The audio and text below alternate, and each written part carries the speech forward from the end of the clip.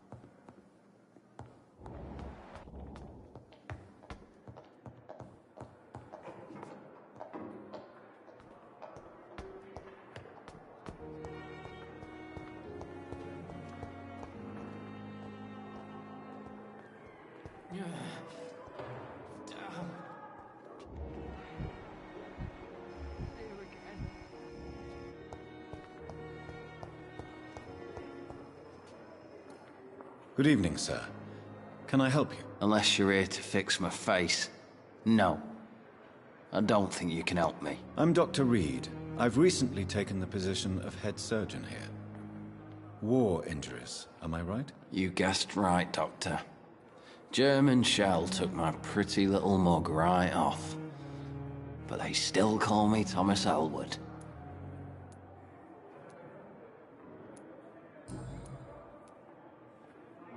How is your stay with us, Mr. Elwood? Oh, it's bliss. I just escaped death in the trenches to be surrounded again by the moans of the dying. Can I ask you precisely why you're a patient here? It's the pain, sir. The drugs don't work. It just hurts under the scars, if you get my drift. Who is treating you? Is someone in particular looking after your case? Nobody since the old and tired doctor spoke to me. Started to think I was forgotten about. Wouldn't blame you. You don't seem worried by that. My face hurts so much more when I smile or cry. I've learned it's easier not to speak. But be assured I'm smiling inside. Can I do anything for your pain? Nurses gave me a bunch of pills. No effect. Told you. It's like the flames are under my skin, burning away.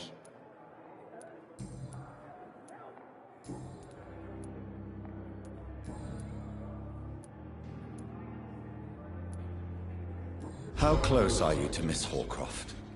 Are you aware that she thinks she is a vampire? To wait for her next nibble is the best reason to stay here. Every time she approaches my bed, she treats me like something tasty. A normal person. Aren't you afraid? She may hurt you if the game goes too far. She's quite harmless, I can assure you. Her head's broken inside is all. While I'm busted on the outside. But she's still beautiful. Living proof that there's hope for me. So do you let her bite you?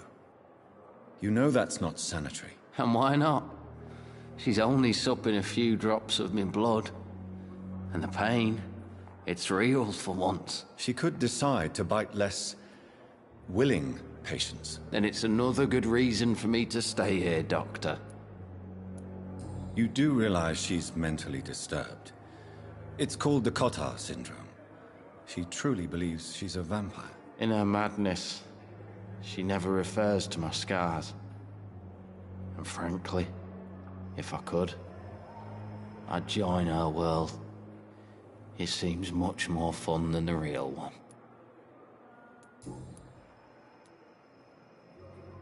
Where were you stationed, sir? Did you serve for long? I really don't want to talk about all this shit. No offense. I was pushing too much. I served in France myself. I just wanted to know what happened to you. You were an officer, weren't you? Then I doubt we fought the same war, sir. No offense. Have you heard rumors of underhand dealings in the hospital? If you want to know what's going on here, you better talk to Miss Jones. She knows everything. Especially what she shouldn't.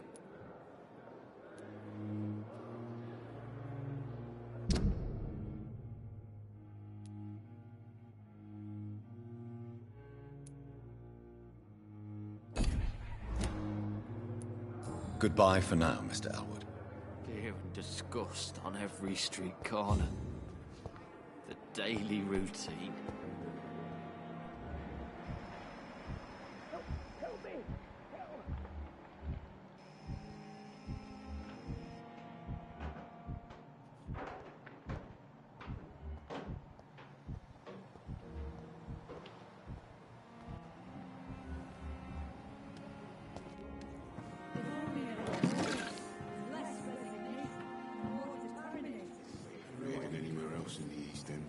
Say the same. You look exhausted. You're pushing yourself too hard. You don't have to bear the burdens of this hospital.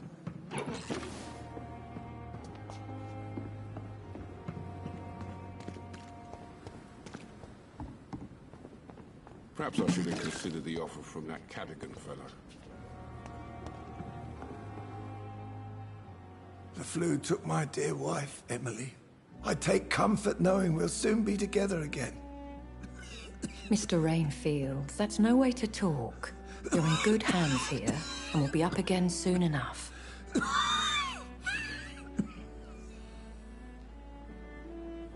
Now do me a kindness and get some sleep. I'll be back round later. Your words are kind, the blessings of an angel. You're the sweet, sweet Lady of Mercy.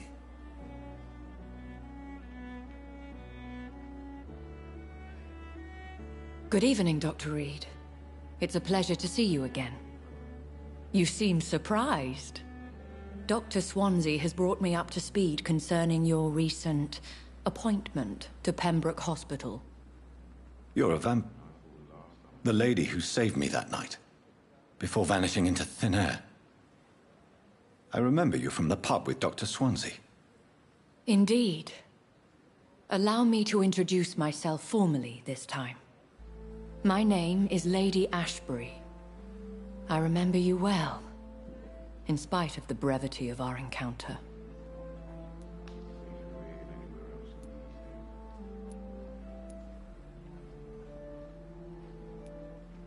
Apologies. You've taken me by surprise. I'm very happy to see you. The pleasure is mine, Doctor. I hope you're more disposed to answer my questions now. You must have countless questions, but our rather urgent matter first. Swansea has explained. My cover, if you prefer, has been compromised.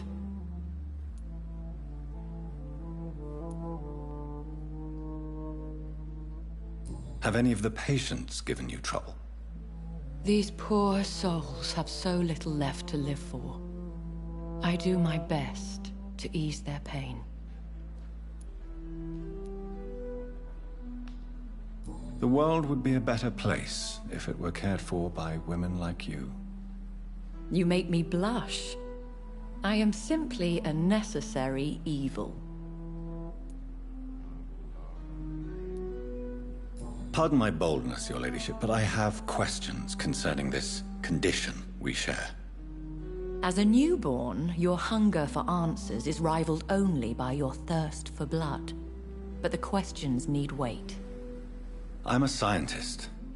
My trade is in the deciphering of mysteries, and I need information to feed my mind.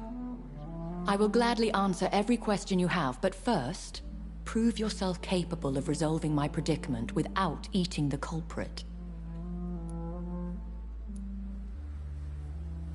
Dr. Swansea has commissioned me to be your agent in this matter.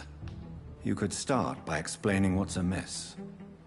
These past insufferable weeks, I've been the victim of extortion. I've made a first payment, but the blackmailer grows greedy. I must refuse his most recent demands.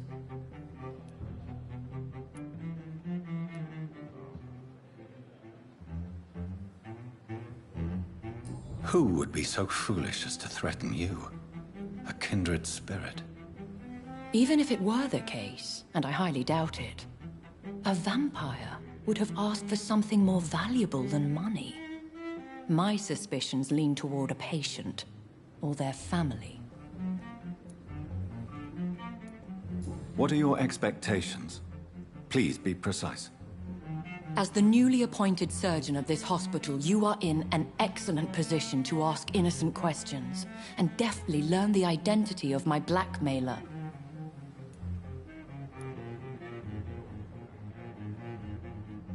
If we're dealing with an ordinary criminal, surely you've the means to deal with it yourself, if I may. As immortal tradition doth dictate, all fangs and hypnotic eyes ablaze, the blood would run like a river. That's what I hope to avoid. Violence has a tendency to spiral out of control. Please continue.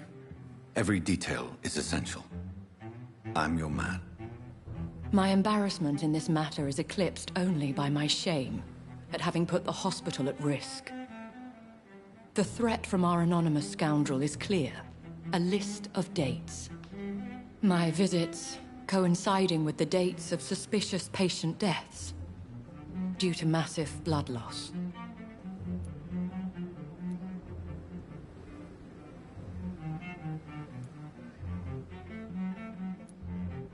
I'll take care of it.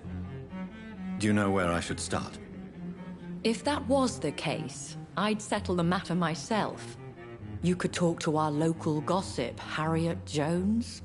Not a pin drops here without her hearing about it. I'll meet that woman now.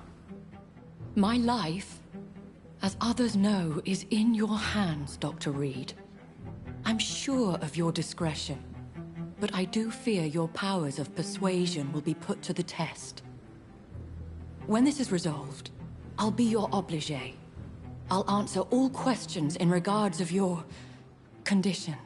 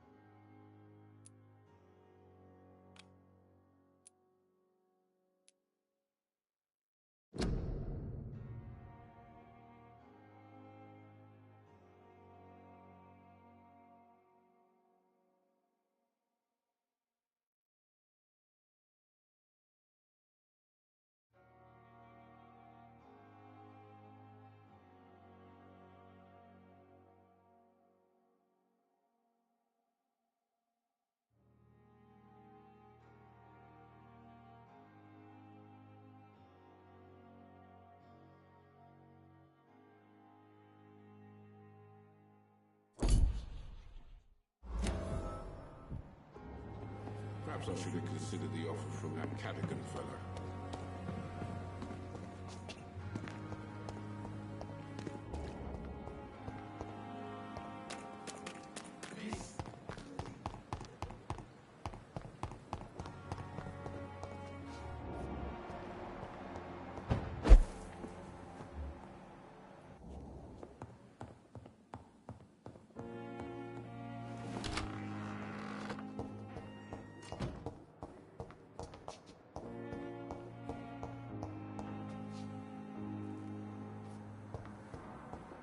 It's locked.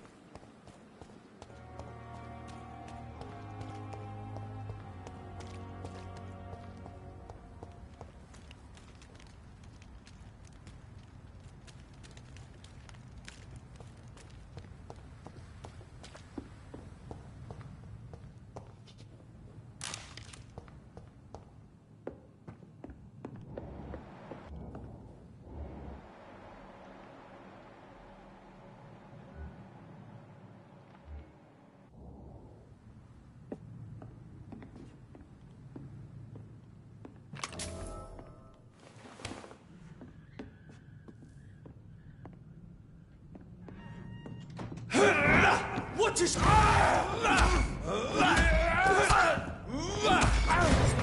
Bernie! Where'd it go? We have to stop it!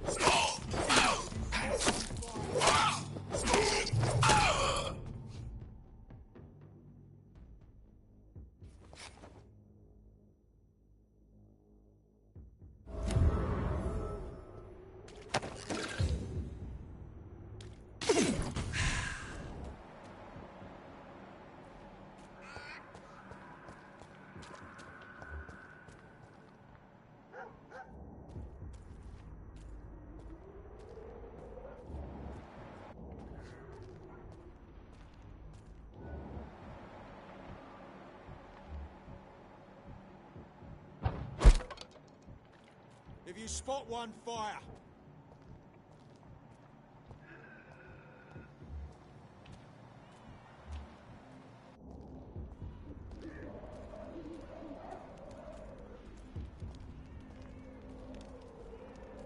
Don't like this silence.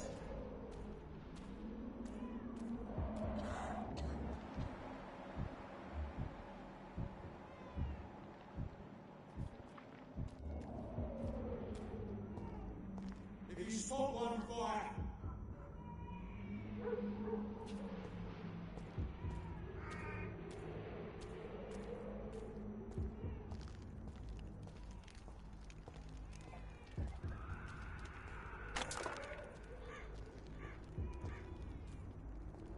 Don't like this silence.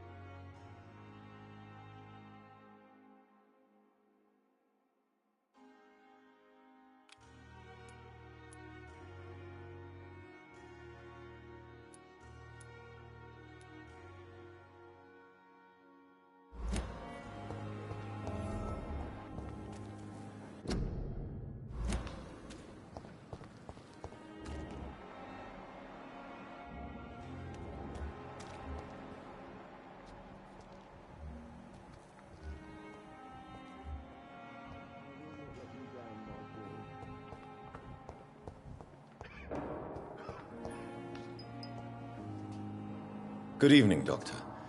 I believe we're going to be working together. Dr. Reed. Dr. Swansea informed us of your arrival, but I could not dare to believe we'd have such good fortune. Such an honor, sir. Thank you. And you are? I am Thoreau Strickland, Dr. Thoreau Strickland. I'm a great admirer of your work, Dr. Reed.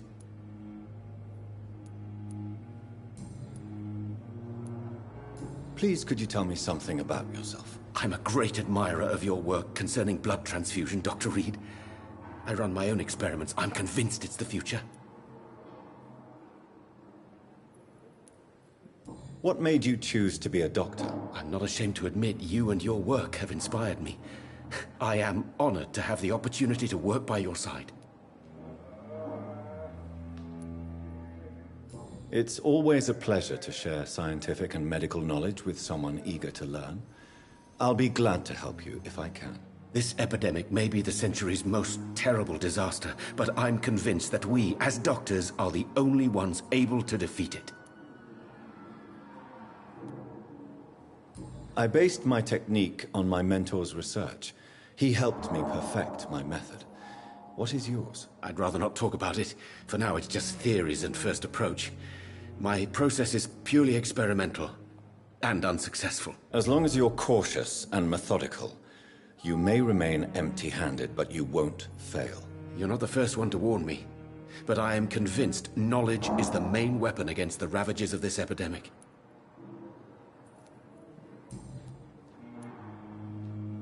What can you tell me about the Pembroke? Well, it has always been an honor to work with Dr. Swansea.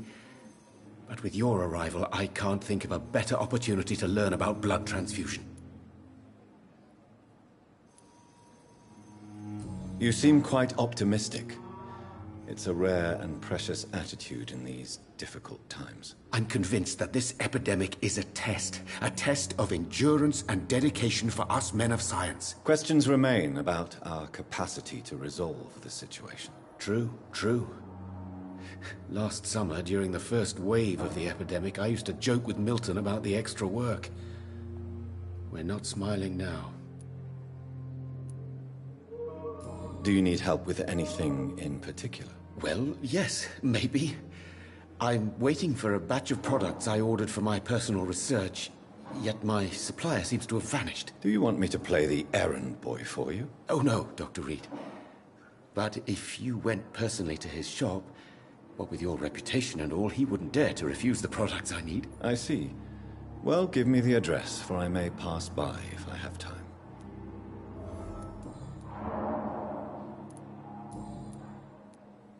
Have you heard any talk of blackmail going on in the hospital? If you're running some official inquiry, you had better question the patients. They know more than the staff, especially old Miss Jones. Goodbye, Dr. Strickland.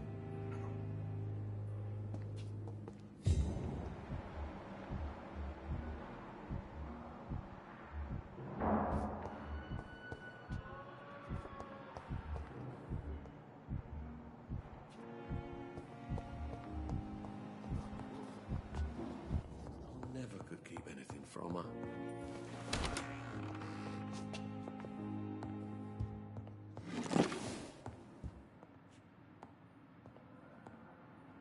Good evening, Doctor. How is my son doing? Have you heard rumors of blackmail going on in this hospital? Dr. Reed, are you trying to take advantage of me? Of course not, Mrs. Goswick.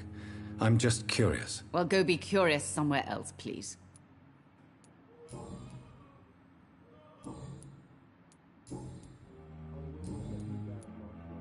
Goodbye, Mrs. Goswick.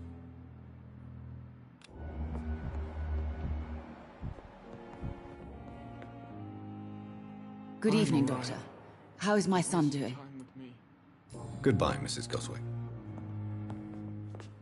This hospital seems to be falling apart.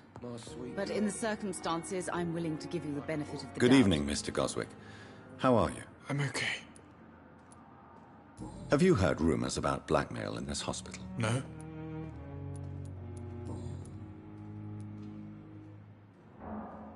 How painful is your throat, Mr. Goswick? So painful I'd rather not talk at all, Doctor. I'll let you get some rest, then. But in the circumstances, I'm willing to give you the benefit of the doubt. For me.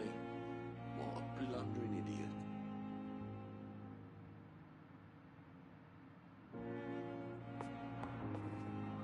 Good evening, Mr. Goswick. How are you? I'm okay. I have to go now, sir. I'm all right. Don't waste your time with me. My sweet girl. Reads me like a book. I never could keep anything from her.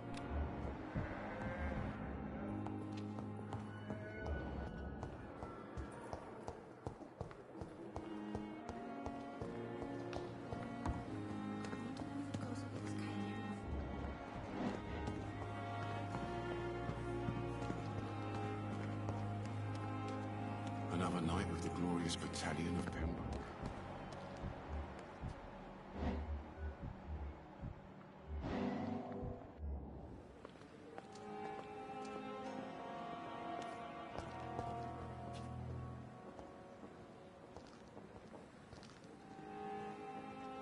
If Pembroke is still standing after this epidemic, there's good reason to be proud.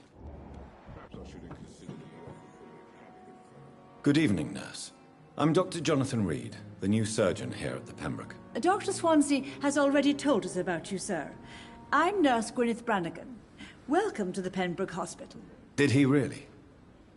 It's a good thing I wasn't hoping to keep a low profile. All members of staff have already read about your new blood transfusion technique. Dr. Swansea made sure of that. I see.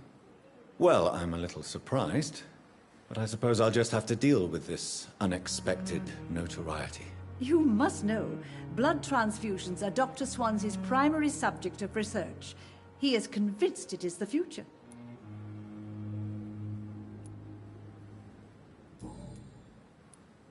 How are things here? Not good, to say the least. We're struggling against an invisible enemy, more lethal than any bullet from a gun. It's hard, Doctor. An invisible enemy? Quite a poetic term for a disease, especially from a nurse. Sorry, Doctor.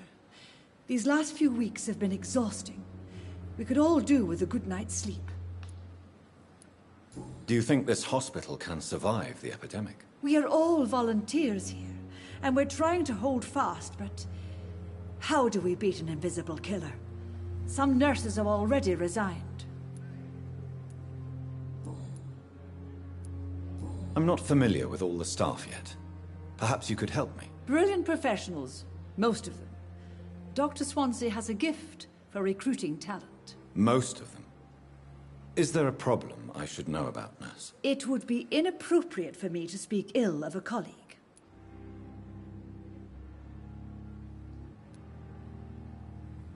Is there anyone that stands out? Well, I have never met someone as dedicated as Dr. Tippett's.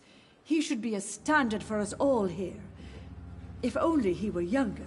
Why should his age be a problem? I guess it's fair to say he's always pushing himself to the limits.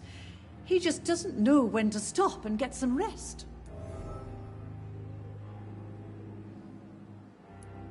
Nurse Brannigan, if you do know something, please tell me. Anything you say will be held in confidence. No. I may disagree with some conduct, but in the end, everybody is doing their best.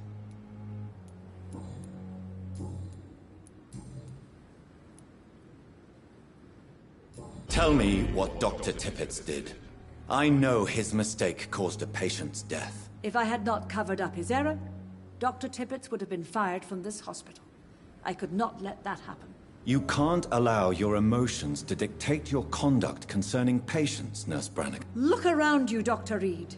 Do you really think we can afford to lose a brilliant practitioner like Dr. Tippett's in our situation?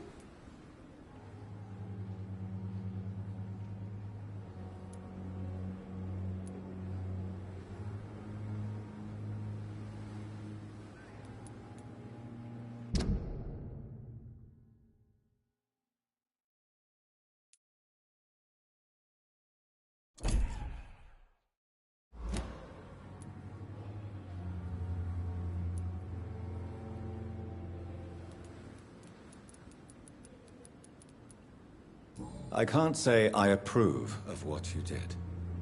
But as a field surgeon, I know that some situations require you to bend the rules. I'm not proud of what I've done, but to contain the epidemic must be our priority, so we can't afford to lose Dr. Tippett.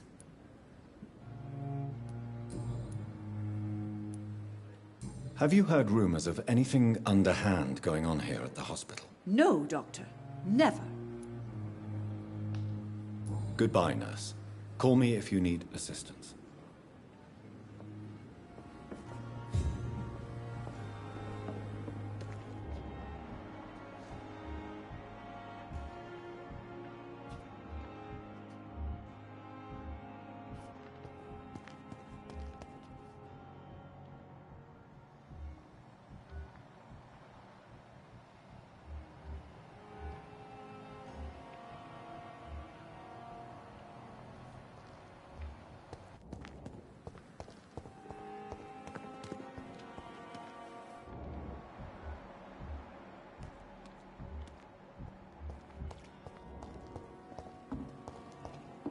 This is no time for self-pity.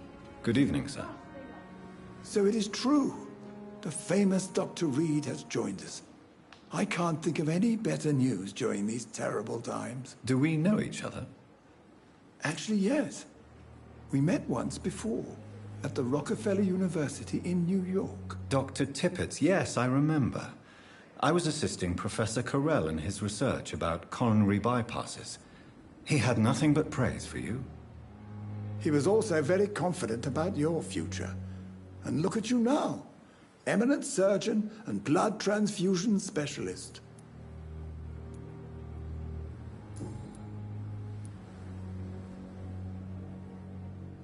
What is the Pembroke Hospital situation? And please, speak freely. This hospital is not exactly the best of London. I'm sure you are used to working in a better environment. It's more than enough. In any case, the personnel of a hospital are much more important to me than the building. Don't be misled by appearances, Dr. Reed. This hospital does not lack talented people. It just lacks hope. What can you tell me about the staff in the hospital? Some are really good, and others are not so good. But during this troubled period, there is no time for slander. I prefer to focus on the positive character traits. Tell me more about cherished people, then. Nurse Brannigan is a pearl. She is the most helpful and dedicated nurse I've ever worked with. A clever and cheerful woman. You really seem to admire her skills. I'll go even further. If she was a man, she would be a damn fine practitioner. Any opinion about the management? I don't always agree with Dr. Swansea's reserve, but I must admit he does all he can to keep this facility running during this crisis. Ah, yes, the burden of command. I was fed up with this concept while serving as a medical officer. Don't get me wrong. Swansea's a good administrator. I just wish he would get out of his office now and again. You're exhausting yourself, Corcoran. Maybe you should think about preserving your strength. No. We must keep on healing all those poor souls. We are the last rampart before chaos. Once more unto the breach.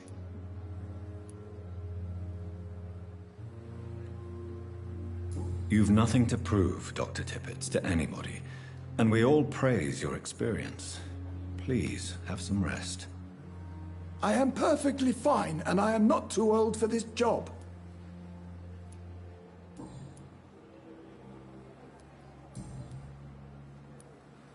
Corcoran, I want you to tell me about Mr. Connor. How did he die? What happened? He was my patient. He died because of my mistake. That's the blunt truth.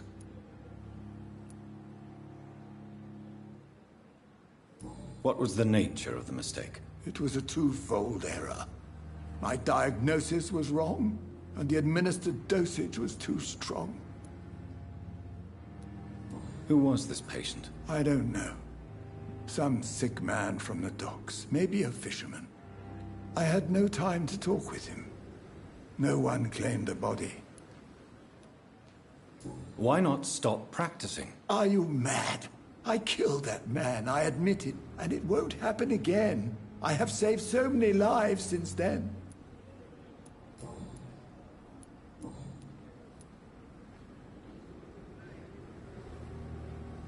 Have you heard of any underhand dealings going on in this hospital? I have no time for such triviality, my dear colleague. We're here to save lives. I will cover for you, Dr. Tippett, by keeping what happened to Mr. Connor to myself. I don't know what to say, actually. I can't exactly force you to become my accomplice. You didn't force me. This is my decision to make. I believe you're still of use to the hospital, considering the situation. Then I can make you this promise. As soon as the epidemic is eradicated, I will resign. Goodbye, Dr. Tippett.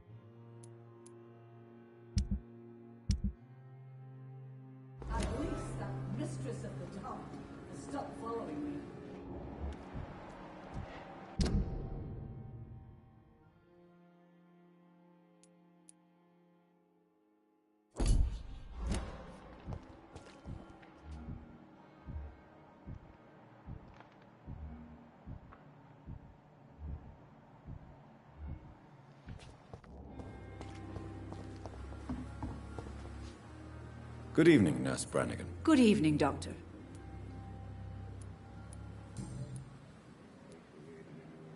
Why does Dr. Tippett claim you're the main reason he keeps working, despite his fatigue? If it wasn't for him, I probably would have left the Pembroke years ago.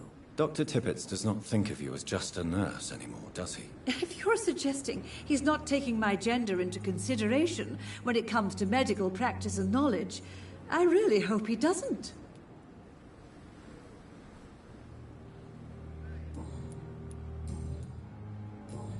Goodbye, nurse. Call me if you...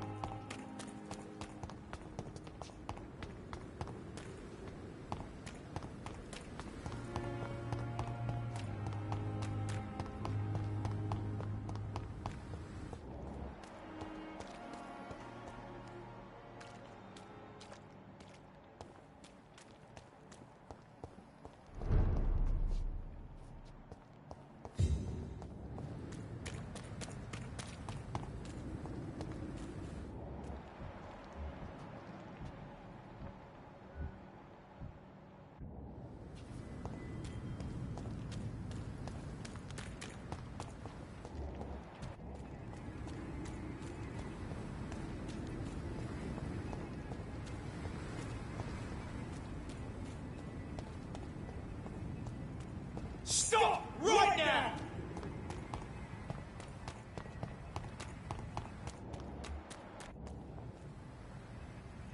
There's safer places to be than here.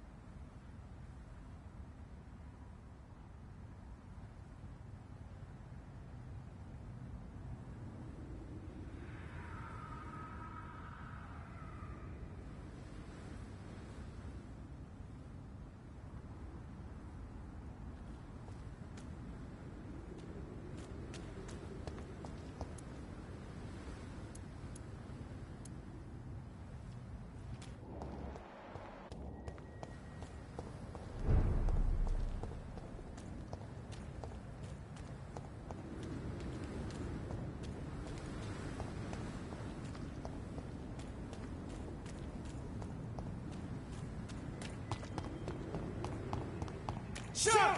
Step away!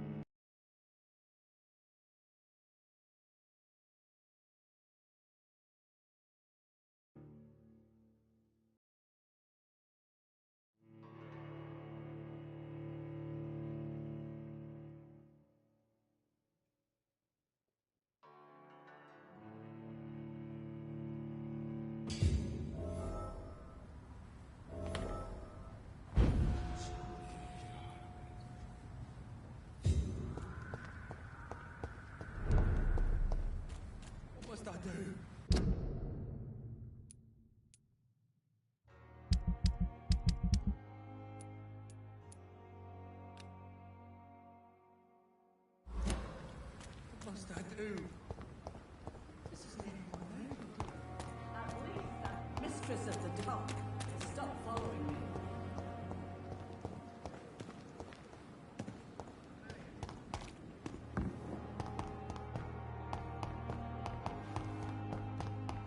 The giant.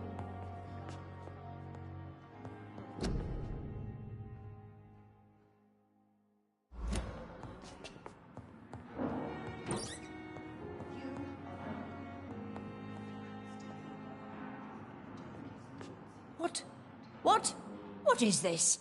Who are you? Get out of my room. There's no need for alarm, madam. I'm Dr. Reed, the new surgeon. Preposterous. Dr. Reed, you say? I don't want some bumbling intern. Where's Dr. Swansea? Please, calm down, madam. I assure you that I am highly qualified. I'm just back from war duty. How brave. Threatening an old defenseless woman. You know how long I've been a patient here? You've picked the wrong fight. I'm Harriet Jones. Harriet Jones? Indeed. I've been meaning to have a chat with you. You know what goes on here better than any other patient, I gather. Oh, better than any patient, nurse or doctor. I've seen so many vile undertakings. I heard there have been some despicable goings-on. Was there a case of blackmail? Blackmail? Wait. You're investigating something. This isn't a social call. One of those incompetent cunts slit a poor sod's vein.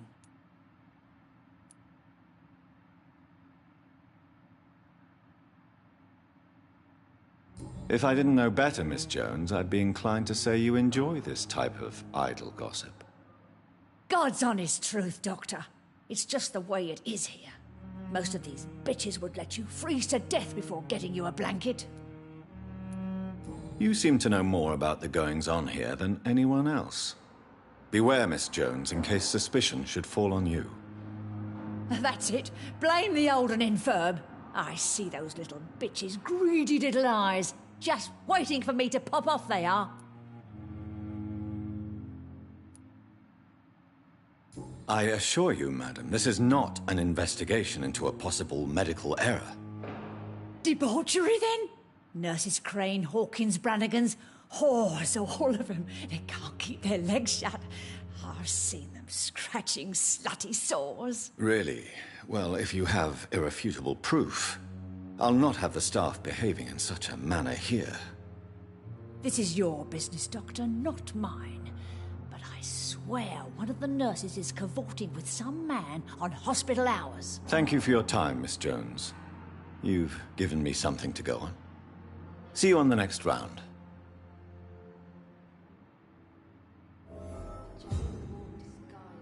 Miss Jones, greetings. How do we feel? Oh, again? Waking a poor old woman in her sleep? There isn't a poor life needs saving somewhere? Now, I need to ask you a few simple questions. Well, if you really must.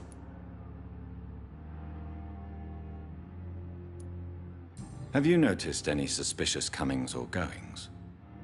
It would be a great deal easier to make a list of things unsuspicious in this house of charlatans.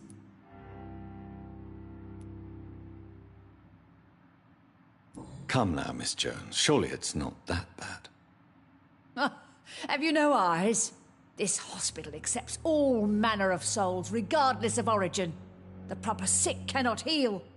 We're kept sickened by the refugees. Everyone here is very capable. I have not seen any instances of unprofessionalism. Thieves and murderers, the lot. People have gone missing here, you know. Poof, without a trace. If you could just tell me why you were admitted. It's terrible, Doctor. What with a pain in my chest, coughing up blood, and I get awfully tired. Wouldn't be so bad if I hadn't lost my house and all. I see. No one comes to visit, you know. Not even my own flesh and blood. I'll come and visit you shortly. Good night, Miss Jones.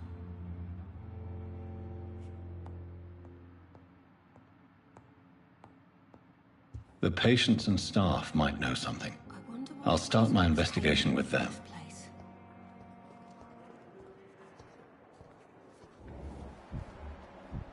I wish I could be sick again. I feel my blood boil with the fever. Pain. Good evening, Nurse Hawkins. Good evening, Dr. Reed. What can you tell me about the strange man visiting one of the nurses during her shift? Let me guess. You spoke with that old shrew, Harriet Jones. Do not pay attention to her, Doctor. She's full of fanciful tales.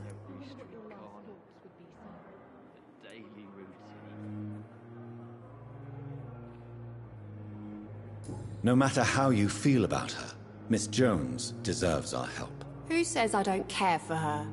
Hate is what keeps that old crone alive. She could have been telling the truth about the mysterious man. That old witch will end up in hell soon enough.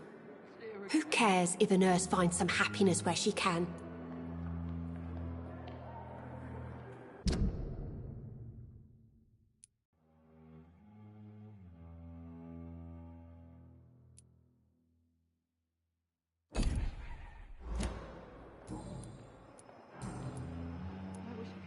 Pepper, I know you're very close to Milton Hooks. Yes. Milton Hooks is my man. If you want to report me for that, just feel free, Doctor. I have no intention of reporting you, Nurse Hawkins. But are you aware of the risks? The rules say I won't be allowed to work as a nurse anymore. But here at the Pembroke, we break rules all the time. Is he worth the risk? Hey, I'm no perfect woman, and Milton is not the finest bloke. But we do our best to get by. That's all any of us can hope for nowadays. How is the Pembroke staff coping with the epidemic? Well, not well. Milton, the ambulance driver, is even more grumpy than usual. Especially concerning doctors. Why does Milton dislike doctors? I don't know. Just ask him. But be warned. Milton is not the chatty type.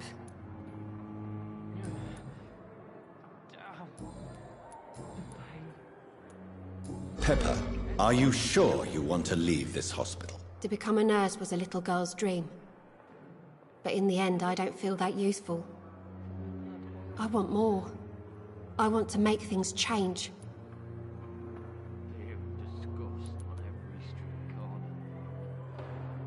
You should be proud of what you've achieved. This hospital represents hope for many people in need of help. Maybe you're right. But at the moment, I feel like we're just a cemetery waiting room. What steps are you prepared to take to feel more useful? I don't know yet. My sister believes that the real fight is in the streets nowadays. Maybe she's right. Maybe this is what I must do.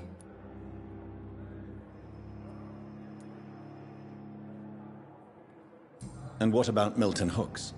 Does he share your point of view? For Milton, any change means more comfort and more peace. I disagree.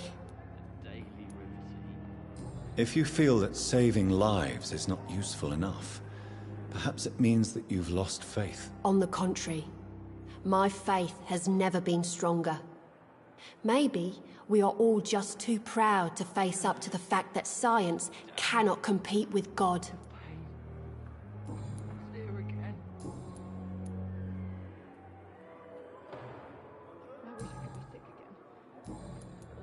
What can you tell me about the strange man visiting one of the nurses during her shift? Let me guess. You spoke with that old shrew, Harriet Jones. Do not pay attention to her, Doctor. She's full of fanciful tales.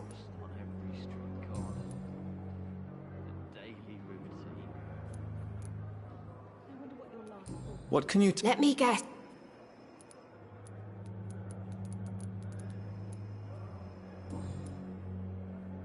Goodbye, Nurse Hawkins.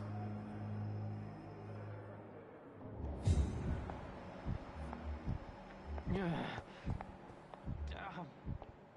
The pain. It's there again.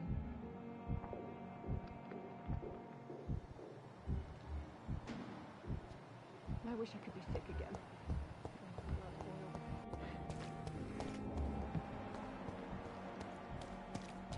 The patients are not fools. They know we are overwhelmed by this. A pigsty would smell better.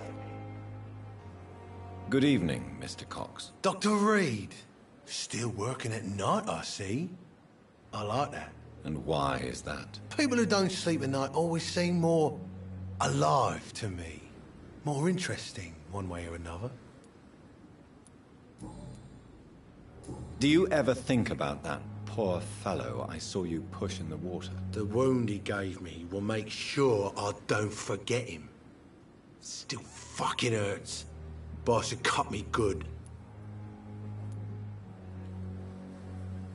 That man was determined to murder you. You almost died. What a surprise. The first time I met him, he nearly shit himself. Fucking coward. I guess revenge gives you balls. What did he want? Revenge? I recently had to kill his brother. Poor arsehole thought it would be easy to return the favour.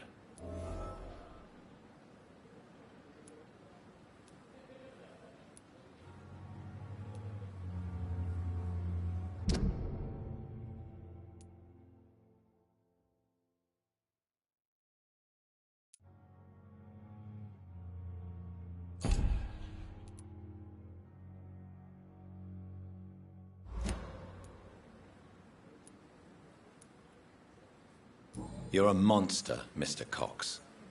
An ungrateful and disgusting man. I'm the toughest bastard you'll ever meet, Dr. Reed. And I don't give a fuck what you think of me. How is your hospitalization going, Mr. Cox? This is a shitty place with shitty staff. But as long as I'm treated all right, I'll be fine. What's wrong with the Pembroke staff? That bastard you sent to bring me here, Milton, I thought he was going to break all my bones before I reached my bed. I see. Any other smart comments? The nurses aren't too ugly. Especially that foxy one, Nurse Crane. Pretty brunette, tough attitude, all like that. What's wrong with the hospital? Come on, Dr. Reed. The place is a dump.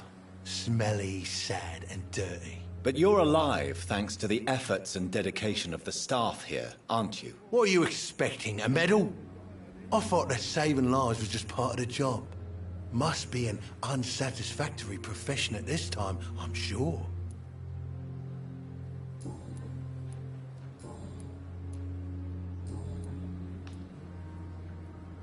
How long do you think you can escape the law, Clay? I know this city like the back of my hand, Doc. I know its streets, who to pay, who to avoid, and who to bully. I won't get caught.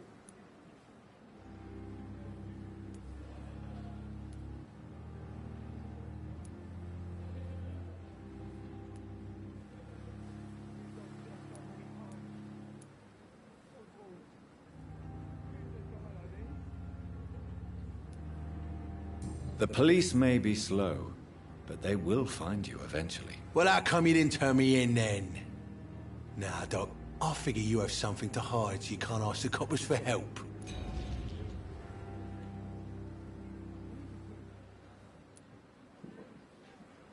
How long do you think... I know this city like... The police may be slow. Well, how come you didn't...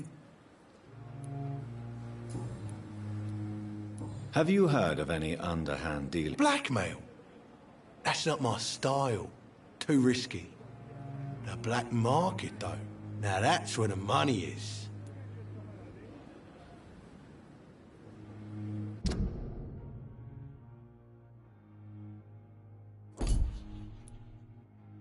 You're lucky to be alive, Mr. Cox. I hope you're starting to take better care of yourself. This place is full of sickness and decay. How could I get better in such a dump? Consider yourself lucky that I'm treating all of my patients equally. But don't push your luck. Don't play the innocent with me. I'm sure you have good reasons to act this way. And also weaknesses that can be exploited.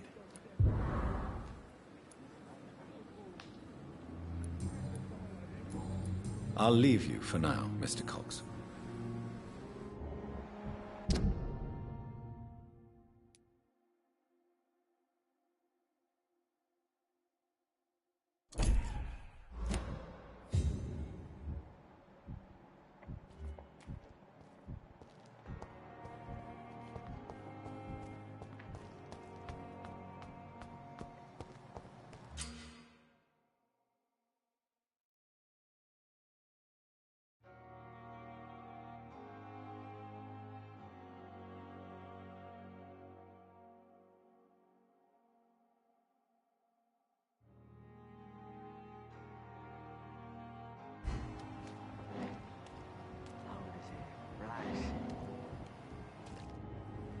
You're sure you don't come back with me? Nah, I have to see someone at the hospital. Be careful. You look so bad they may keep you as a patient. Fuck 'em. I don't like hospitals, or doctors.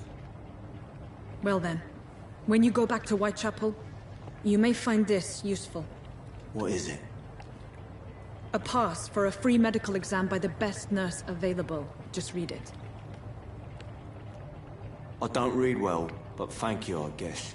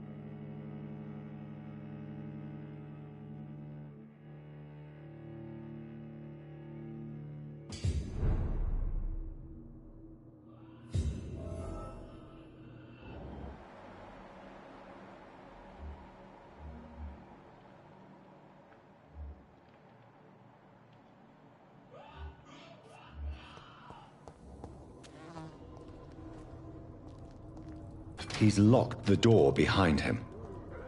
I need to find another way to follow him.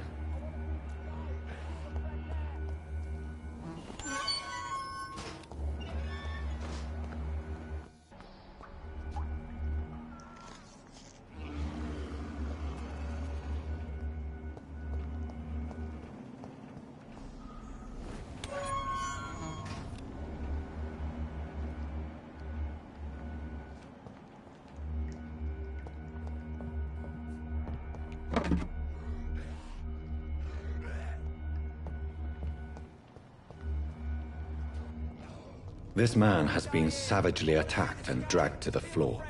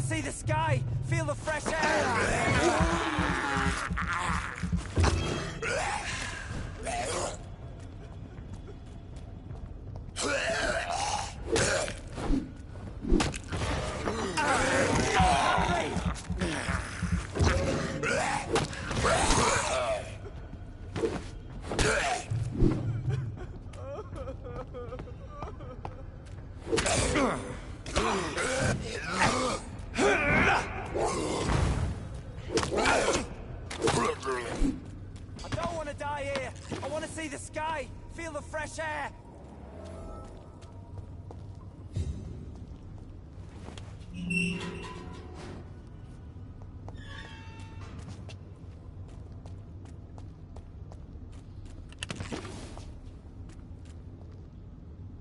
Are you injured, sir? Help me get out of here. I need to get out. I'm Dr. Reed, and I'd be glad to help you, but you must calm down first.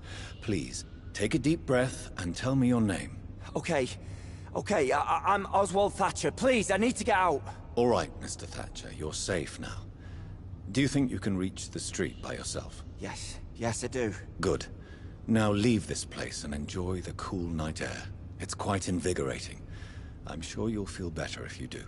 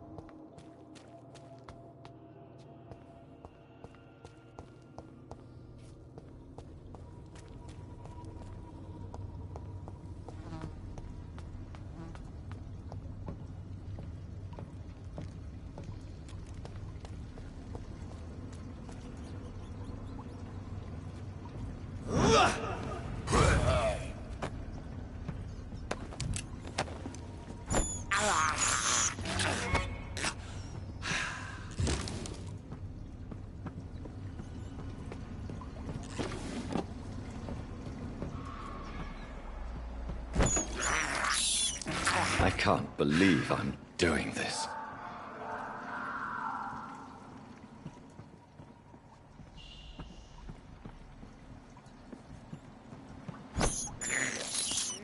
This is despicable.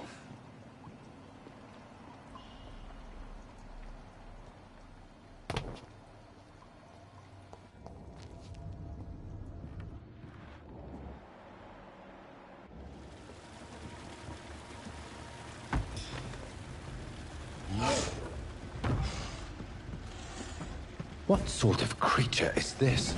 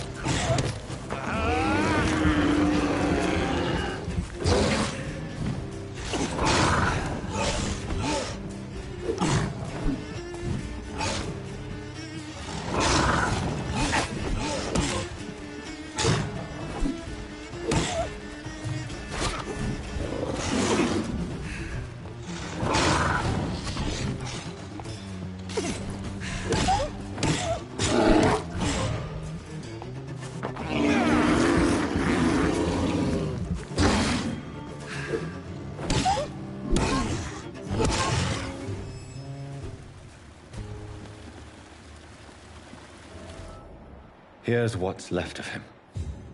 Not a lot to check, but I should anyway.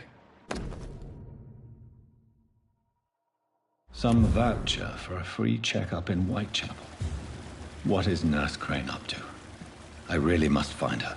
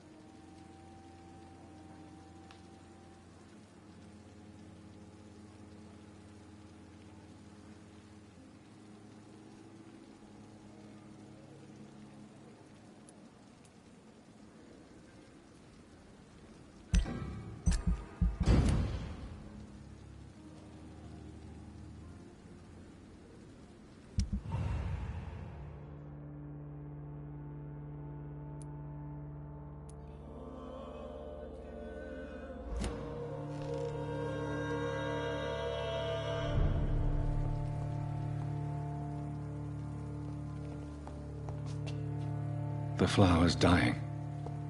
It needs water.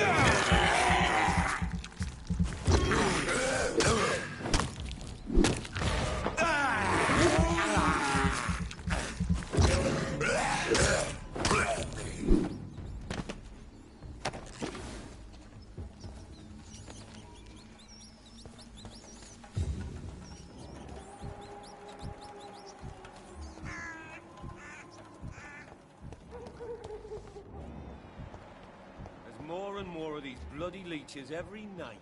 Aye, but the guards recruit more and more every year. Not a good place for a stroll. When did you join the guard? Are you deaf? 2 days ago. Rotten, this is my first patrol. I know it. It's one of them! Oh, God,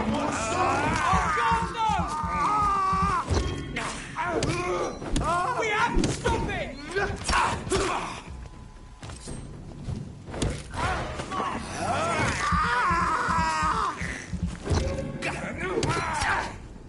Oh, shit, that leech is fast! It's locked all right.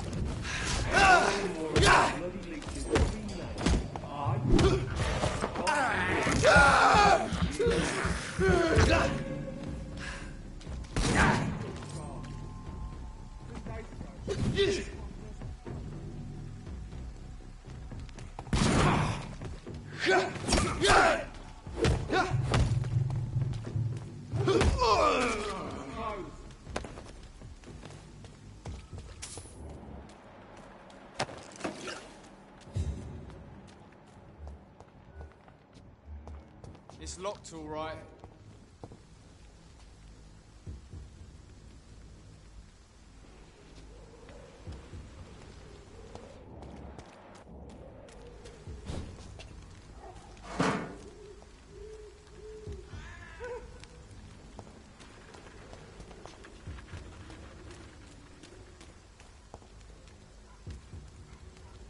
We're locked out.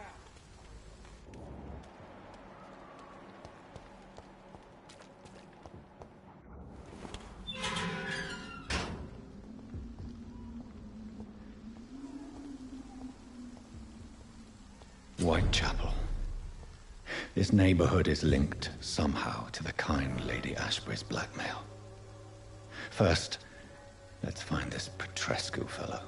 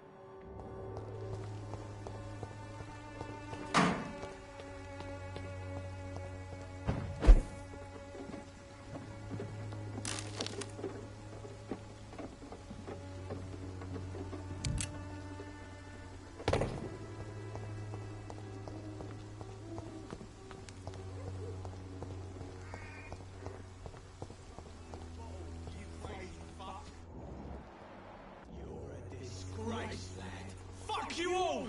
Fuck it all! Stop it now, Albert, stop it!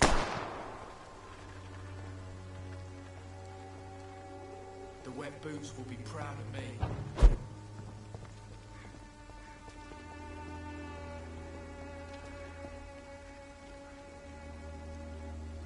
What? Shooting a boy in the middle of the street. Not the best thing to do, wouldn't you say? What? You saw what happened? Who are you? I'm Dr. Reed, and I'd like to ask you a few questions, if you promise me to set your gun aside. No. Look, I'm not a violent man. I'm Benjamin Palmer, doctor. And no one can help me. Not even you. The wet boots will be proud of me.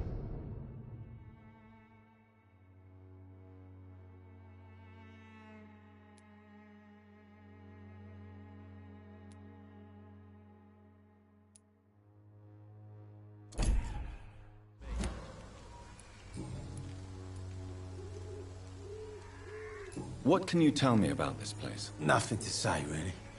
This is where I used to live, and this is where I live now. You don't have anywhere to go? No family that would welcome you? Not since the death of my wife, Albert's mother. She was sick, you see. Long before the flu and all this shit.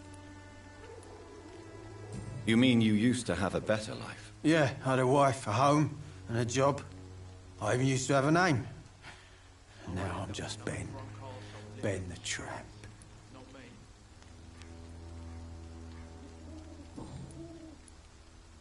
Perhaps you could focus for a moment and tell me your troubles. I'm sick, broke, and my son just stole my pills. Everything's coming up roses.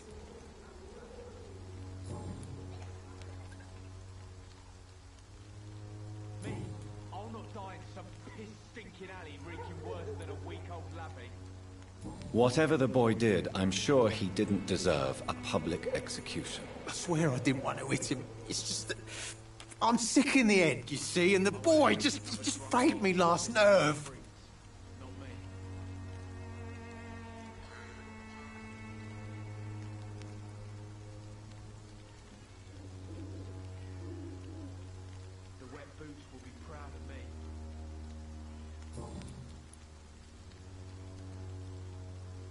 Do you know Nurse Dorothy Crane from the Pembroke Hospital? Have you heard anything? It's funny, I've been searching for her too. I need some pills. But the woman is a phantom, if you ask me. Really? And why is that? Word is she ain't real. She's a cover for some doctor who runs an illegal dispensary for migrants.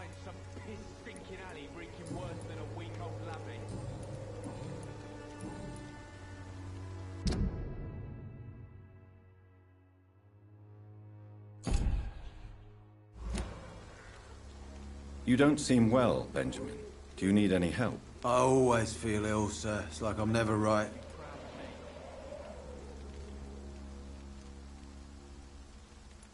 I will see you later. I won't end up another drunk arsehole littering the streets. Not me.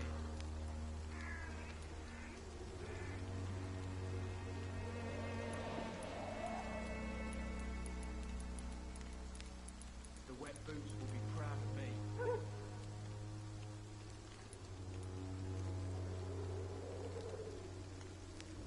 I have found a very interesting letter. Your son planned to prove his worth to the gang by stealing your medicine. Oh, I see. So the little bugger thought he could use his dad to build a reputation. The gang's recruiter was dead when I found him. Perhaps you should take better care of your son. I love my Albert, sir. Believe me. It's just... well, I'm an arsehole, I suppose. Anyway, thanks for the letter. This is for your trouble.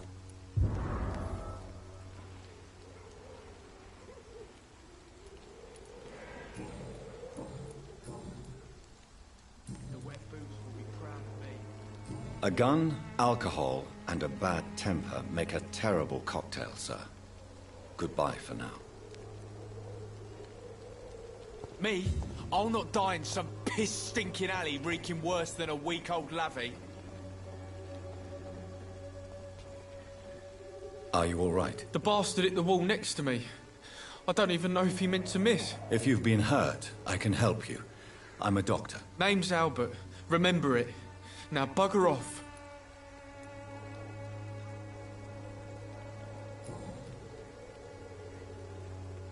What happened?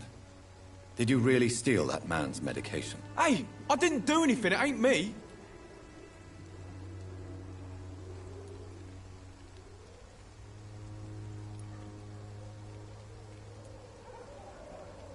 All right. Perhaps the poor drunk just confused you with someone else. Sod off, mister. You ain't got no clue what's going on here. Bastard was a soldier in the war, so now he's got the right to shoot me. It's true. I'm not familiar with this part of town. Perhaps you could help me. I said sod off. Go find yourself another guide.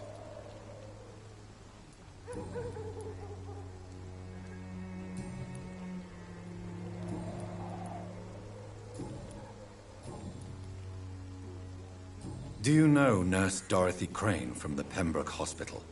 If you know anything about her, I'd appreciate it. Never heard of her. She's pretty, I'll keep an eye out.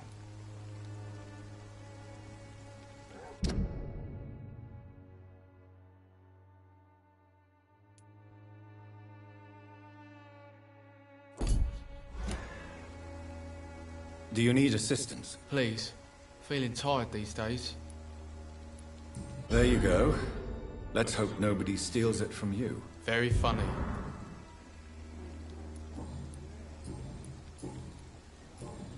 Goodbye, young man. The wet boots will be proud of me.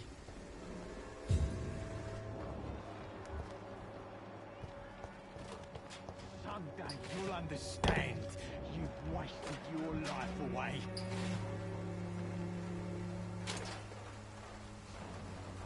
Good evening, miss. Good evening, sir. Are you interested in a miraculous cure for this unknown and deadly epidemic? Actually, I am. Then you have come to the right place. The famous Swanborough cordial is all you need to help keep you in perfect health. Oh, really? Why didn't I hear about it during my studies? I'm Jonathan Reed, by the way. Dr. Jonathan Reed. Ah, my brother has spoken of your research, sir.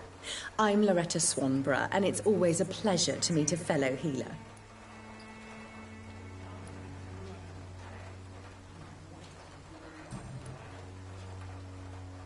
Tell me, who intrigues you most in Whitechapel? The region itself is something to see, but I would say Camellia the mute florist who gives away her flowers. What do you think of the locals? Most of them are afraid or desperate.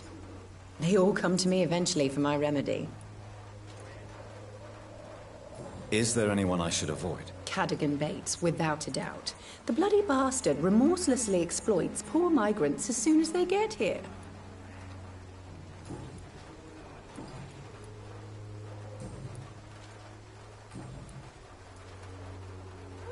Do you know Nurse Dorothy Crane from the Pembroke Hospital? I'd like to know more about her. I don't like to talk about competition. Competition, you say? Never met her, but it seems she provides some sort of medical care to the poor. The whole thing has to be some sort of scam, if you ask me. I'd like to see what kind of medicine you're selling.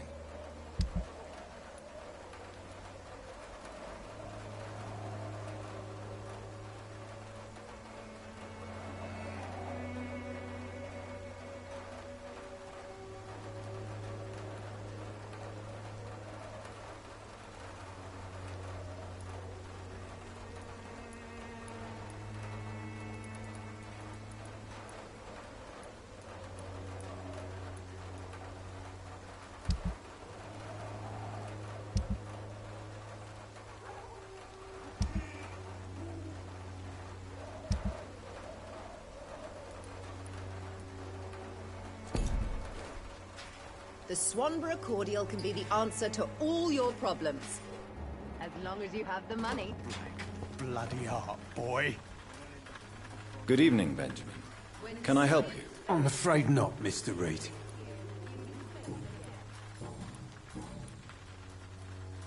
What is it, Benjamin? It was the war, wasn't it? Your nerves are shot, aren't they? I need some answers, Private. From one soldier to another. The doctors called me a liar. A coward. Put me in a straitjacket, locked me up. Finally, they sent me back to the front lines with a handful of tablets.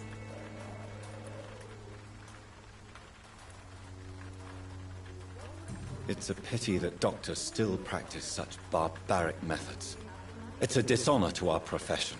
Now only the pills stop me thinking about this shit. To not hear the explosions. I'm even scared of the dark these days.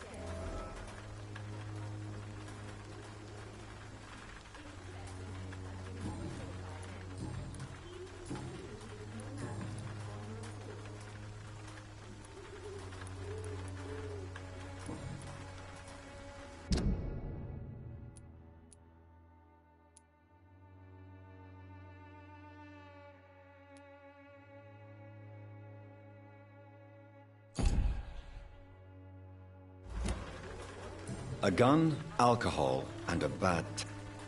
As long as you have the money. When science fails you, this elixir will give you faith again.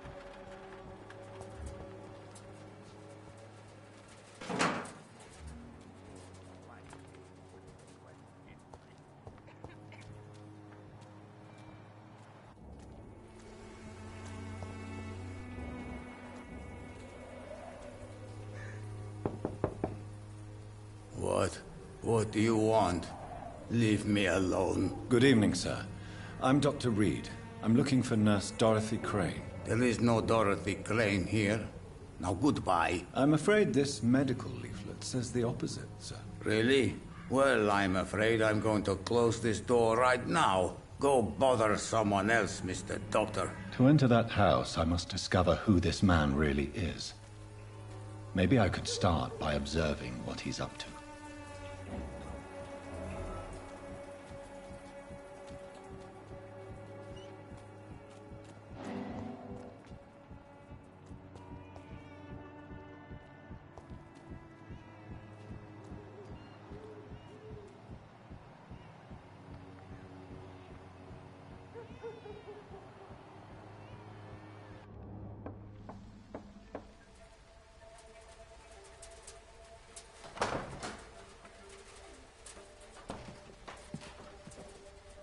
A strange man was at the door with a pass for our medical facility. I refused him entry. Darius, how could you know he didn't need our help? His clothes were too finely tailored to be for Whitechapel. Perhaps just a friend of that stray poet who is always about. Richard Nithercott? No, not of the same cloth, this man. I suspect some machination from that journalist. Clayton Darby. Is he still asking questions? Yes. I saw him drifting around St. Mary's Church. I swear he is tracking me, just downwind.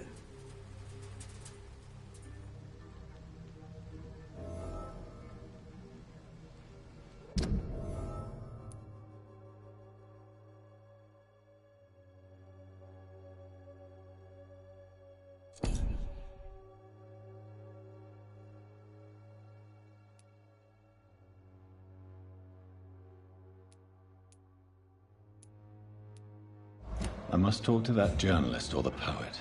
They must know about Darius. Nearby the church they just mentioned.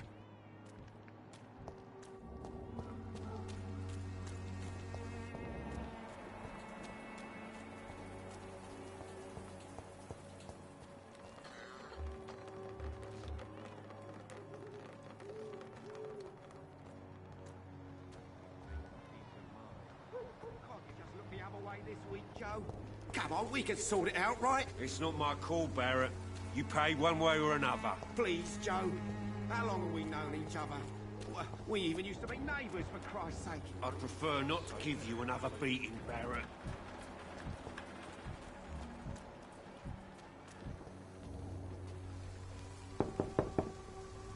Hello, young man. I'm Dr. Reed, and I would like to ask you a few questions. May I enter, please? Sorry, no, sir. My father does not like people entering our house, you see. Your father is worried about you, boy. He asked me to look for you. So my father actually worries about me then? Okay then. Come on in. I'm Harry, by the way. Is there only pain and suffering in this world?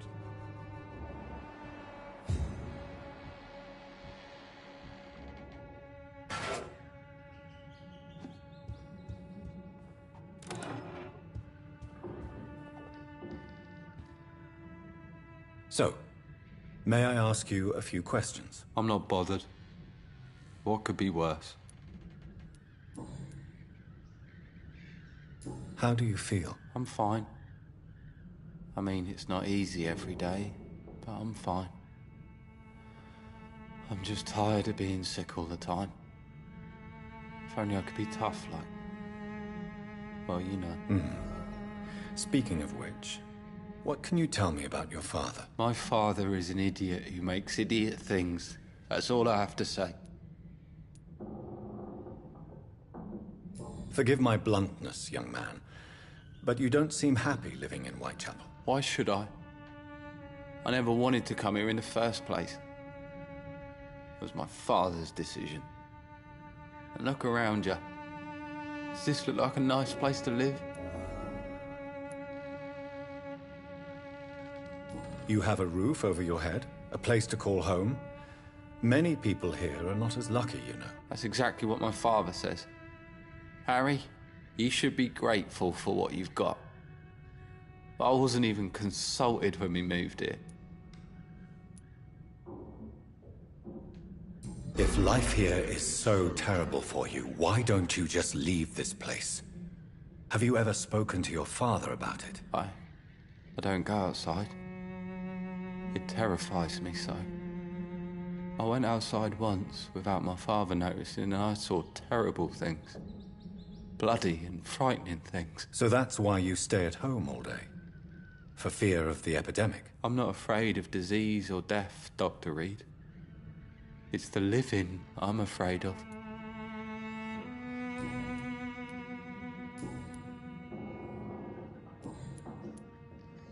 Do you know Nurse Dorothy Crane from the Pembroke Hospital? I'd like to know more about her. Yes, I know her. She came here to examine me when I was very sick. She said I should go out more.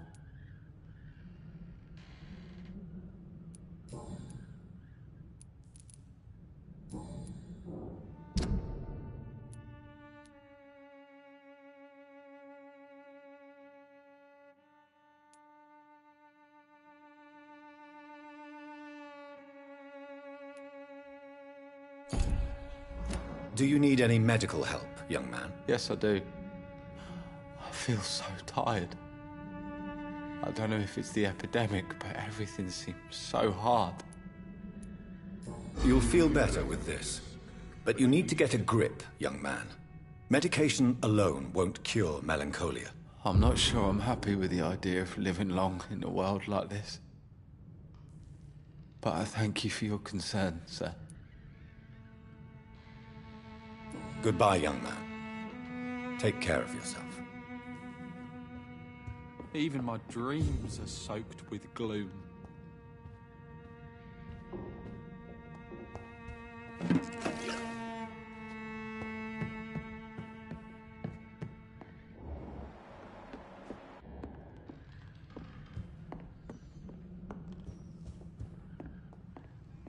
It's locked, all right. It's locked.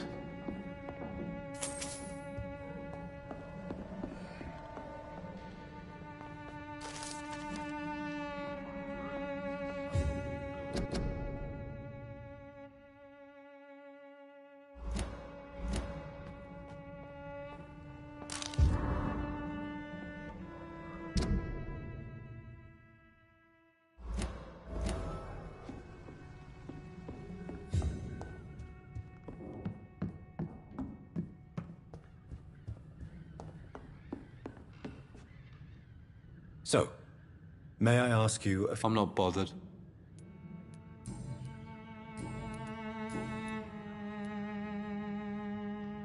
Would it ease tensions with your father if he got an honest job? Because he tried, you know. I can't say. I'd be glad if he dropped his thuggish activities. But I'm not sure it would be enough. Why is that? Sometimes I suspect it's me, Dr. Reed. Or it's this life. It's like I can't find my place.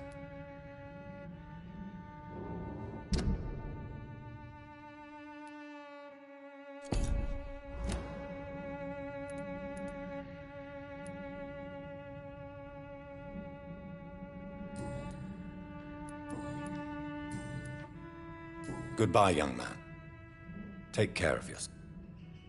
Even my dreams are soaked with gloom.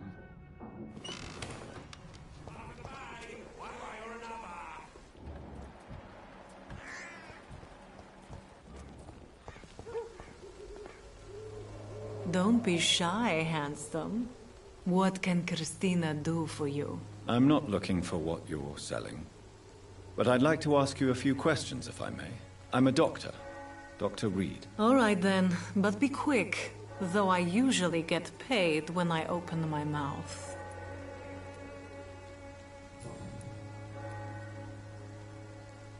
Christina, have you been examined? The epidemic is spreading fast in London, and you could be exposed. Or expose others. I don't like doctors or hospitals, but I don't like you asking questions. Considering your line of work, I assure you it is only a matter of time before you have health issues. If it is going to happen, it will happen. Right now, I need money. That's what's important. You can put your own life in danger, that's your decision. But what about your clients? If you're contaminated, you will put them in danger too. And you think that would worry me? If you knew the men I deal with, their health would not be what you'd worry about.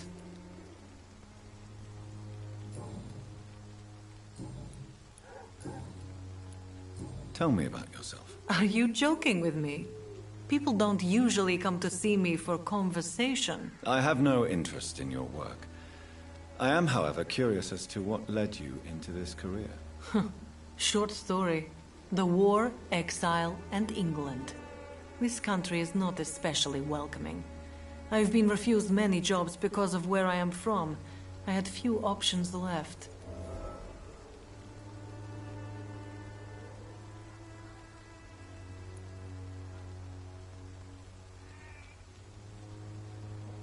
I always thought I was the master of my own fate.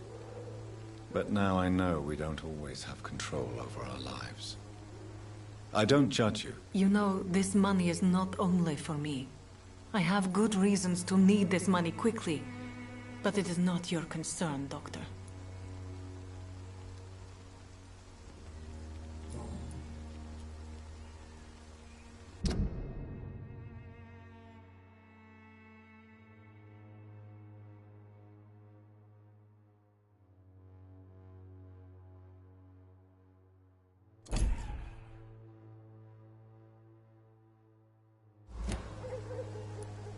Do you know Nurse Dorothy Crane? I don't know her, but I know her name is Dorothea Crăciunescu. She came from Romania like me and many others. You seem to respect her. Dorothea helps the sick people of Whitechapel. Everyone should respect that.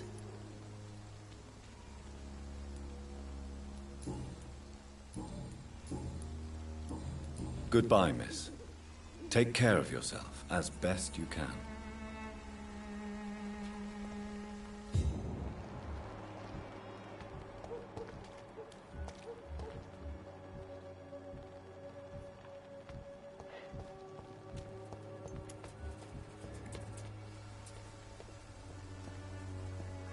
Forgive my interruption. Do not apologize, my son. Father Tobias Whitaker is always happy to teach mortals about the incoming Armageddon. I am Dr. Jonathan Reed, and I just have a few questions. A scientist? You are much more lost than I thought, my son.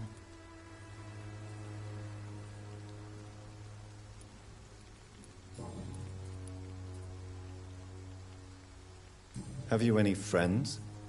Any family left in these terrible times? No. But I have a disciple I see as my son. He is so devoted. I sent him to preach the good word in the heart of this corrupted city. Where did you send him? I sent Samuel to the Stonebridge Cemetery, where the pestilence and evil grows night after night.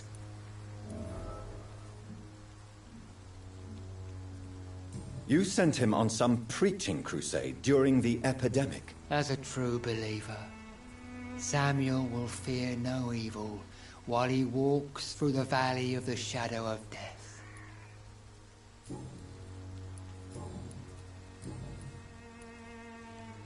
What do you mean when you say that I am more lost than you thought? All scientists are entangled in a world of causes and consequences, and most of them can't see the plain truth. Quite a judgmental opinion, if you ask me. But what do I know? Blinded by science as I am. But you are seeking answers, aren't you? Answers about the Armageddon about to strike the city. Answers about the hidden truth.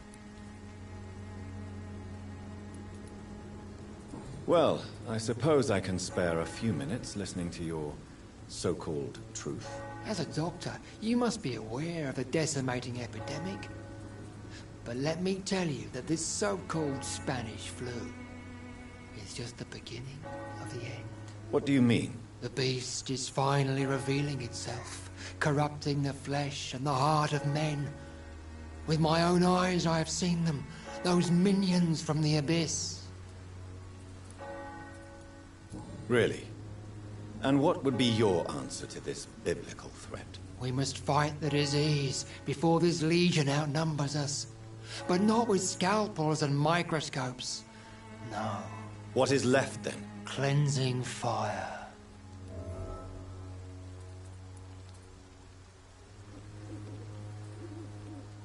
Tell me, Tobias, what exactly is your plan concerning the cleansing of this city? God will recognize his own.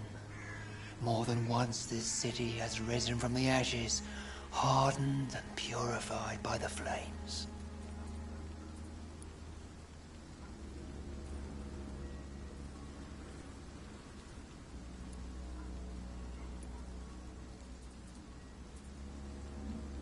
Purification by fire has proved useful, but where do you stop? Burn the clothes? The buildings? The corpses? Worse? Your lack of faith is predictable. But my task is to convince rational minds like yours to see the light. This is God's will. You're mad. And dangerous. You're nothing but a soulless butcher. A small-time Torquemada. The Savonarola of Whitechapel. My son, if you think salvation is a free gift, go listen to the lies of that pompous fool, Joseph. Joseph, a fool? Vicar Larrabee of St. Mary's Church. While he continues preaching his fraudulent redemption, more and more people die in the streets.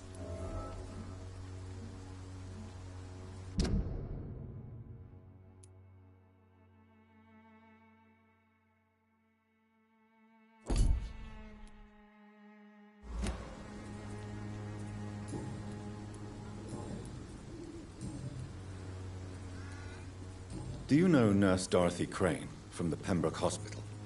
I'd like to know more about her. I don't like the liberal ideas of nurses, but I especially abhor that Nurse Crane you mentioned.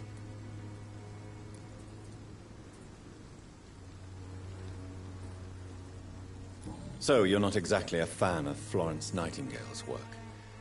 But nurses are essential for modern healthcare. Nuns should be the only women allowed to take care of male patients.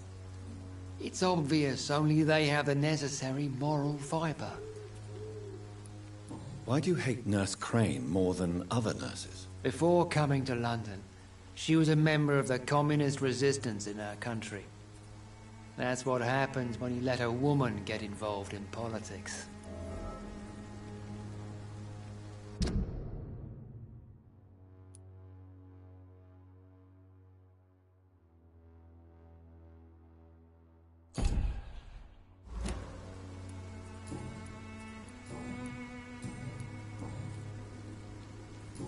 I have heard enough for tonight.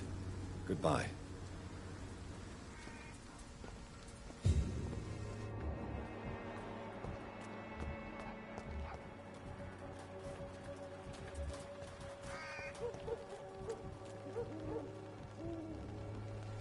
Welcome, sir. Please, take a browse of my wares. I'm Dr. Reed. I would like to ask you a few questions, if you don't mind. Doctor? Interesting. I'm Barrett Lewis. Usually I don't have time to waste with talk, but at this hour of the night I can hardly refuse. How is business around here? Business? I have no business. Between this racket, theft, and customers getting scared, I'm losing money every day. I see. Sounds like you blame someone in particular for your situation. It's no secret Joe Peterson spends his time harassing merchants. But with me, he's trying to put me out of business once and for all.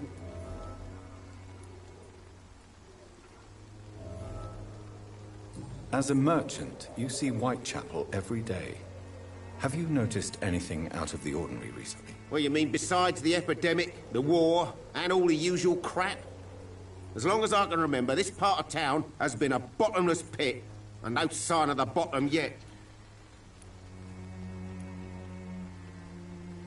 Have you been hurt? No, but that's only because I ran like hell. Those men were raving lunatics, I tell you.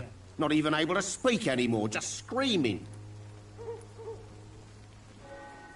Violence is increasing in the borough. Yeah. A few nights ago, some blokes jumped me. Came out of one of the condemned workshops.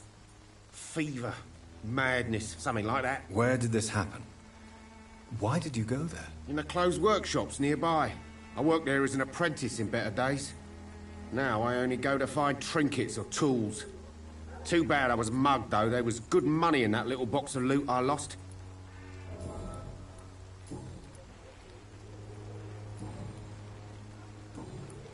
Right then. Show me what you have.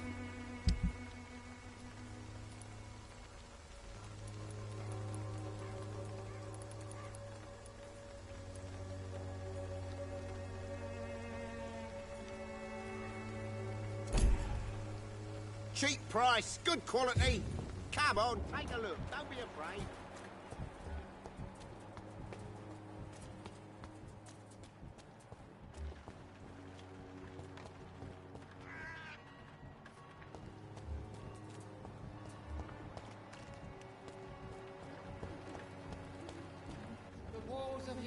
Excuse me, sir. Are you familiar with this part of town? Name's Clayton Darby, reporter. Sorry, I'm new to Whitechapel.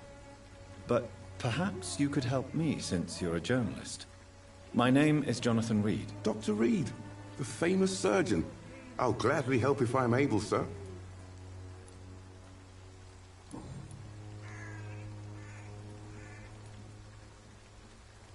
Why are the newspapers keeping silent about the Spanish influenza? It's as though none of you care. There's a war going on.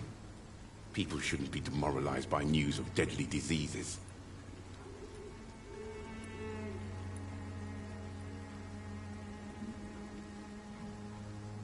I served in France. Our top priority must be to put an end to this butchery. This war must stop now. Sir, streets are a battlefield too. An invisible and untold war is going on, and it must be stopped.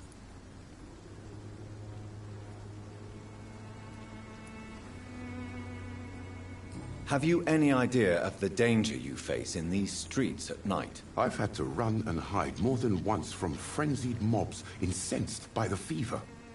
Do you think the flu is really responsible for this, Doctor?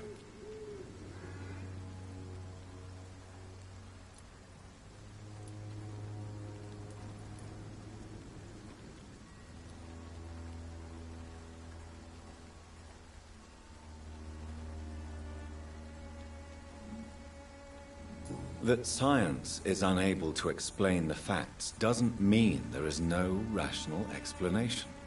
I confess, I share your point of view, Doctor. What is a journalist doing in this borough after sunset? He goes where none of his colleagues would dare to go, to inform the country. So you risk your life to reveal the truth? I saw many reporters do the same during the war. Whitechapel is the crucible of so many untold stories and tragedies. I want people to know them. That's quite honorable of you. But is the public interested? Not at all, sir. And that's why I'm an independent journalist, hoping to sell some stories. Christina Popper claims she sells her body because she can't find any other work. Do you believe her? Of course I do. Her story is exactly what I want my readers to understand. We live in an intolerant and divided nation. Do you think things will ever change, Mr. Darby? I believe the situation can only improve. And now that women can vote, I'm convinced things will change.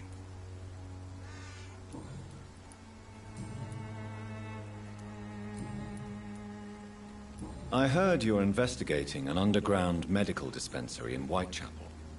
What do you know about it? Not much, I'm afraid. They are wary of strangers, and I'm not really an acquaintance of theirs. Why do you care?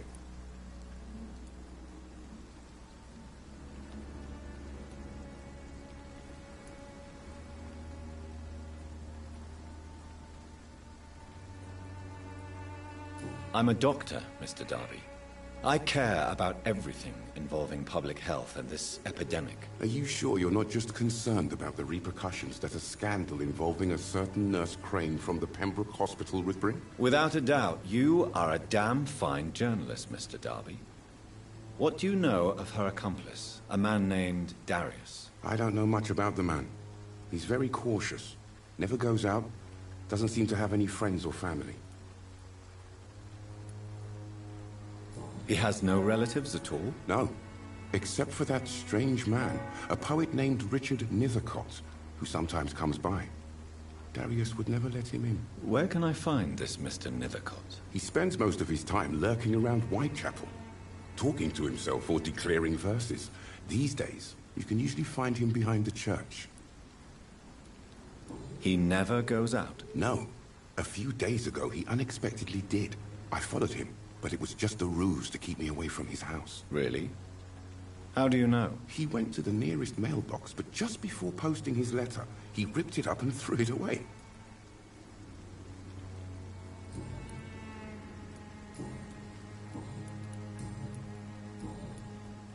Goodbye, Mr. Darby. Farewell.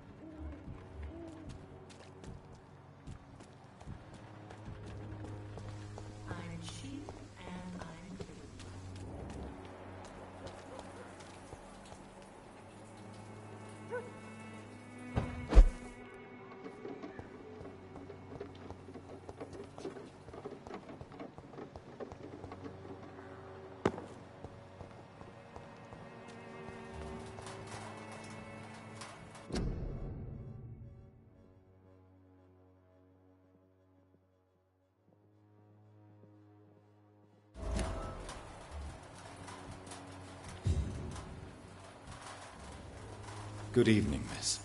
I'm Dr. Reed. I'd like to ask you a few questions. I know what you're thinking.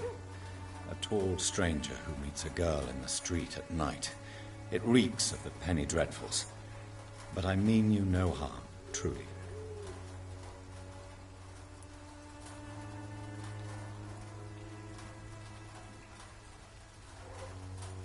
I know you understand what I'm saying. Your silence has nothing to do with you being mute, does it?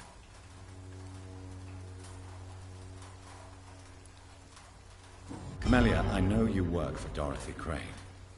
Please tell me about her secret dispensary. A stubborn and mute comrade. Nurse Crane and Darius Petrescu have been clever.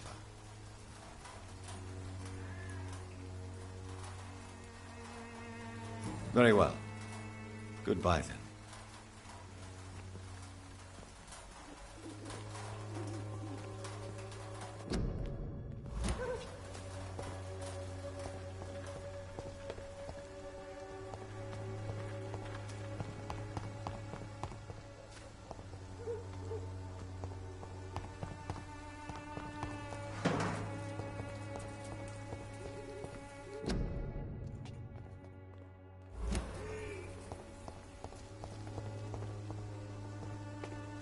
It's locked.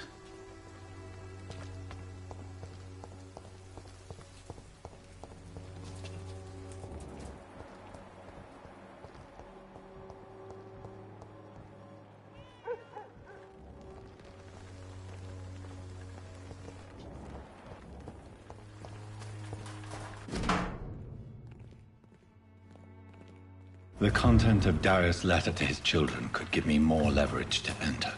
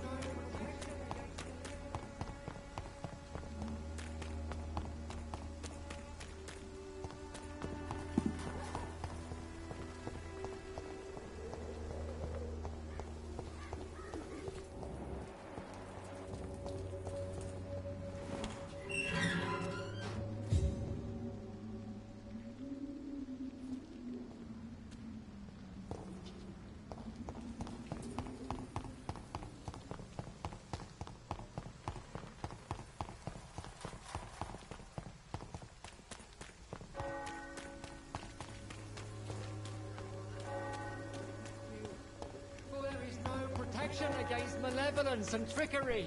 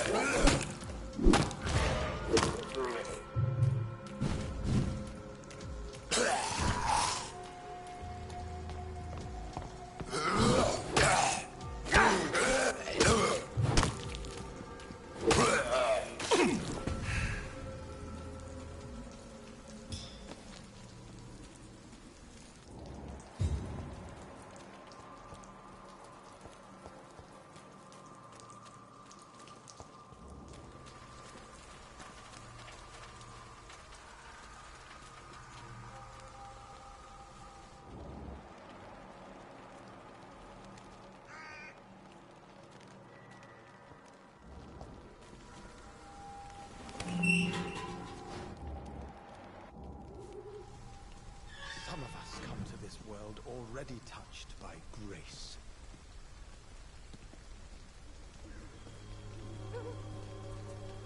Good evening, sir. I'm Dr. Reed. I would like to ask you a few questions. Please be my guest. Although I may not be the best informant regarding this part of town, my words speak about that which the eyes cannot see. Really? Are you an artist of some kind? I'm a poet, sir. Richard Nethercott, at your service. May I ask what you're doing at this hour of night, sir? Do you live here? Not at all. I'm just enjoying the pleasure of a quiet walk. Though night talks are always preferable, if you ask me. Especially with strangers.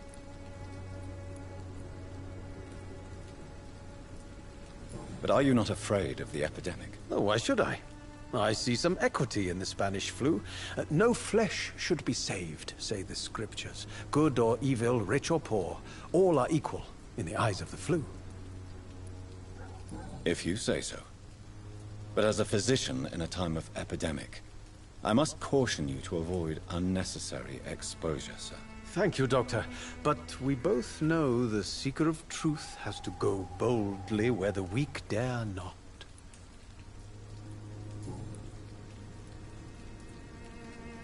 What are your thoughts on the terrible situation in this city? Terrible, you say? No. Of course, the death of so many innocents is a tragedy. But the scourge has not been all bad for the city. Oh, no, sir. What are you talking about? Do you remember London before the flu? Noisy, cacophonic, quiet nowhere to be found. And now, listen to this oddly peaceful silence.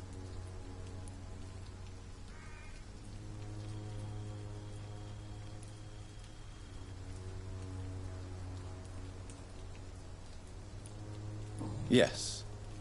The enjoyable silence of the grave. You have a unique perspective on the situation, I must admit. Most people fail to understand my perspective. I don't blame them. But how could I call myself a poet if I veiled my feelings?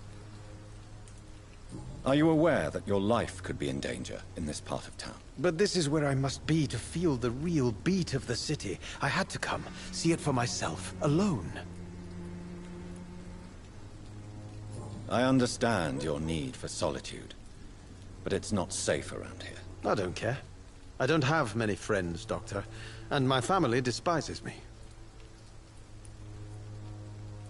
If some misfortune came upon you, who would be here to help you? Well, you, for a start, my dear Doctor.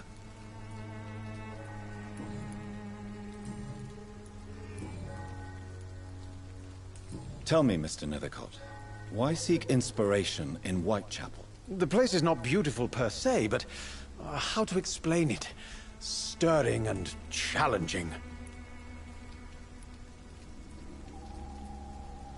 Do you not think it a little morbid? On the contrary, sir. Whitechapel is full of life, full of beauty. Just like my dear muse, the wonderful Camellia. What can you tell me about Camellia? Not much. And that's the beauty of it. She can't speak, you know. She's a locked mystery who exhales kindness and sweetness.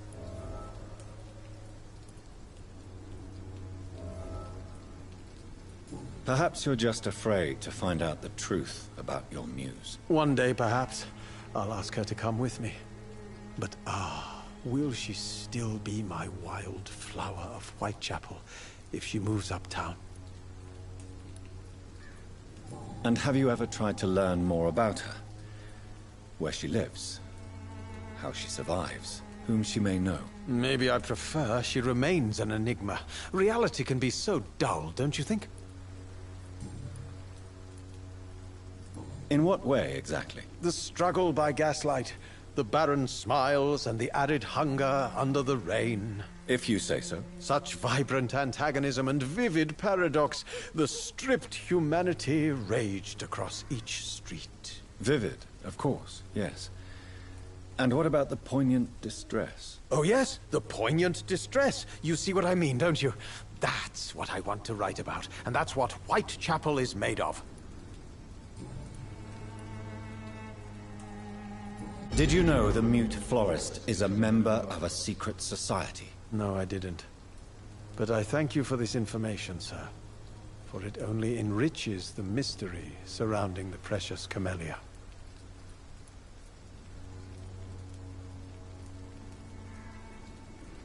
Are you not curious? Is there not more you wish to know? That girl has not an ounce of malice in her. Whatever she may be hiding, it's certain to be for the benefit of most, if not all. I fear you are a hopeless romantic, Mr. Nethercott. Guilty as charged, Dr. Reed.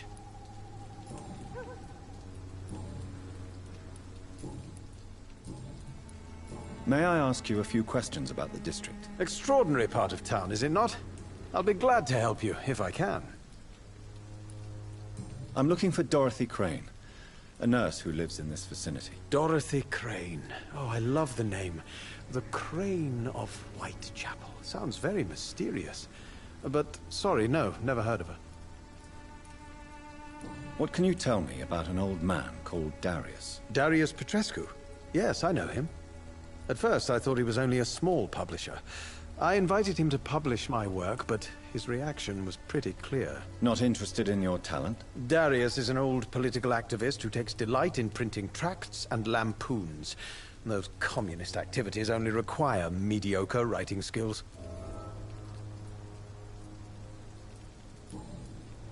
I'll leave you alone, sir. Darius is a bit less of a mystery now. It should not be that difficult to incite him to let me in.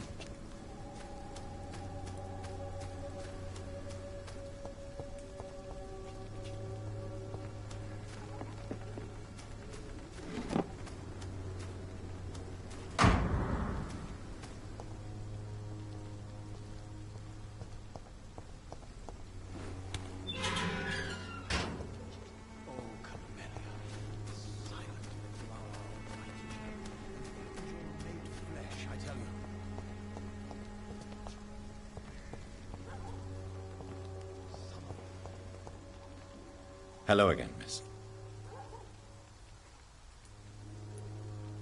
Tell me about Richard Nethercott. I understand he is quite fond of you, Camellia.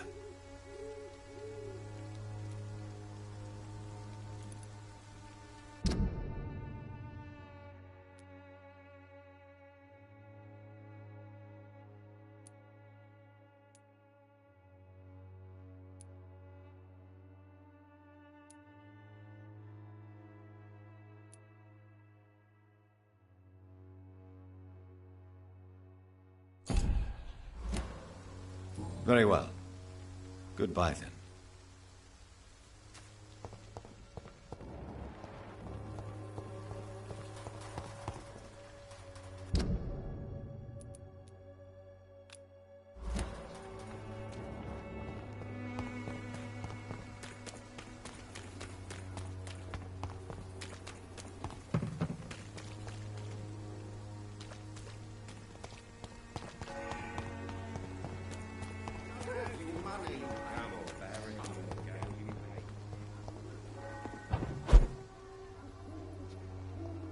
I cannot enter.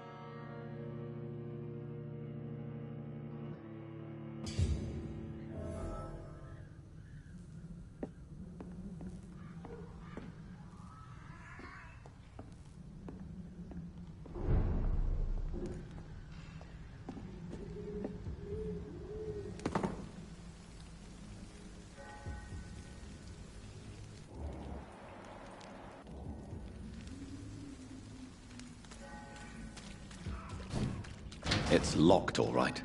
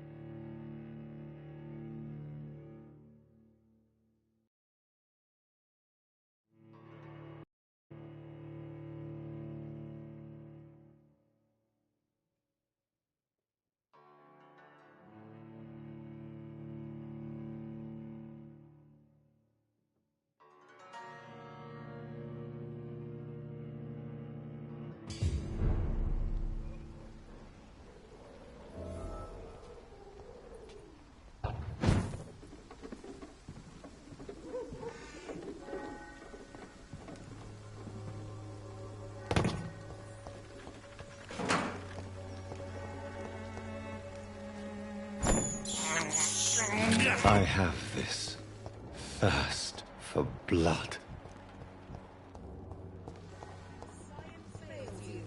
This elixir will give you faith again. The Swanborough cordial can be the answer to all your problems. As long as you have the money. I have spent my life.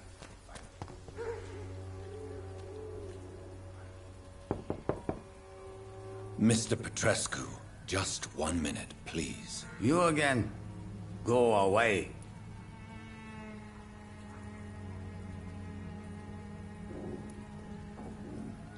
Sir, wait. Stop this nonsense. I know Nurse Crane is here. Shall we speak man to man, you and I? All right. Speak up. Don't you see we're on the same side? We fight to help the poor, sick, and abandoned. I'm nothing like you, Mr. Doctor. Yes, you are. You too believe in providing medical care without charge. You know what we have to sacrifice to make the world a better place. I have to admit your words have conviction. All right, I'll let you see, Dorothea. Don't make me regret this, though.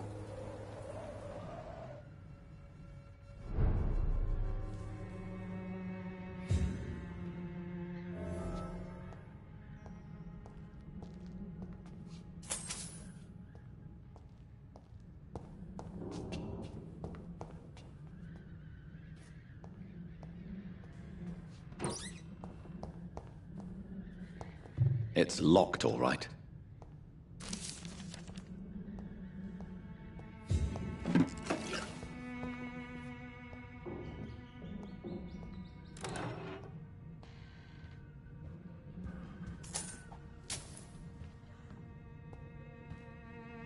If you want to talk to Dorothea, you must go across the courtyard and take the stairs. We've not been formally introduced. May I ask your name and occupation, sir? I am Darius Petrescu. I'm here to keep snitches and spies away from Dorothea. And I also run this little print shop.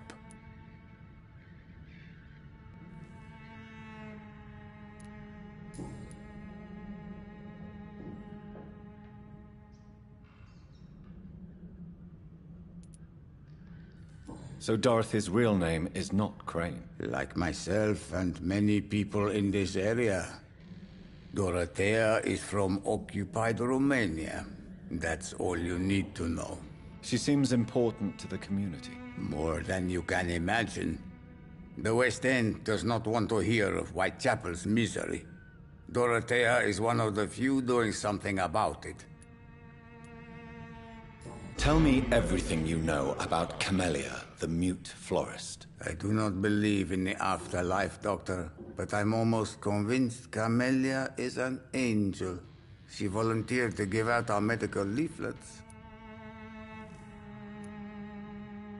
Are you not worried for her safety? She is as brave as she is tough, and clever, too. If only I had met her when I was younger. Are you in love with Camellia, Mr. Petrescu? Don't be stupid. If I had met her when I was younger, we could have won our revolution. Who is she, really? Do you know where she's from? She's not from around here, that's all we know.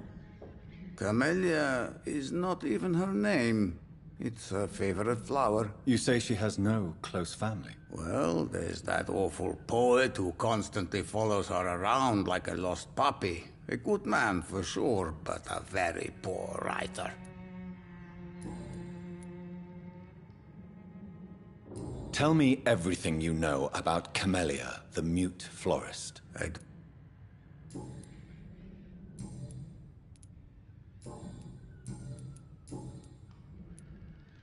Do you have any family left, Mr. Petrescu? Children or grandchildren? Who knows? I have abandoned my people for so long, they might as well be dead. As dead as I am for them, I suppose. Don't be embarrassed, sir. If you must know, my own father disappeared many years ago, and I forgave him. It's quite awkward to talk about our families like this, but... Thank you, Dr. Reed. I appreciate your trust. This war won't last forever. Did you ever think of returning to your country now it's free? No. I have taught strength and determination to my sons and daughters. I'm an old, dying man who only has memories of better times to cherish.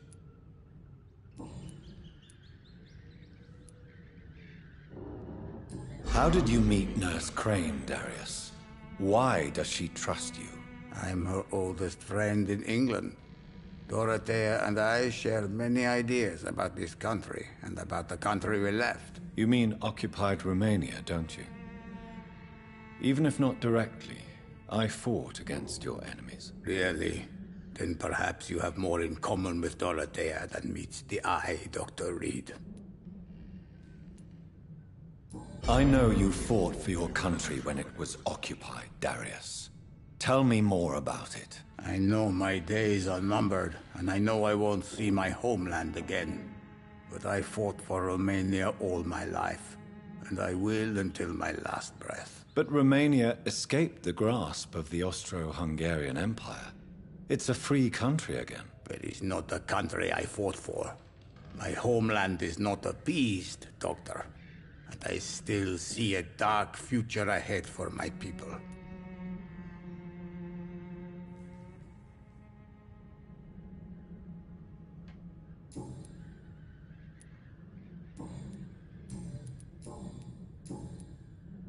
Goodbye, Mr. Petrescu.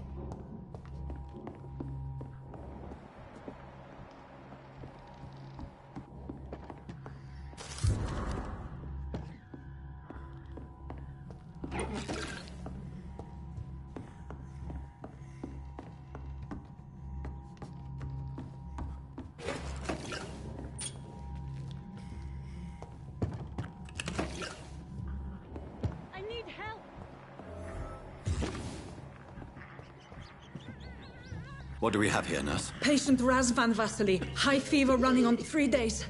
Complaints of dizziness, muscle aches, and head pain. Diagnosed with influenza. Treatment? Aspirin and salicin for the fever and discomfort. Liquids for dehydration, but he's having trouble keeping even water down.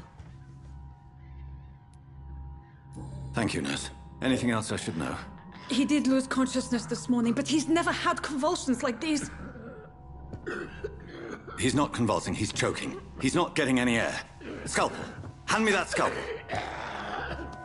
What can I do, Doctor?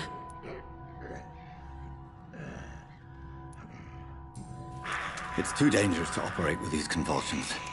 Sedative, nurse. Do we have any anesthetics?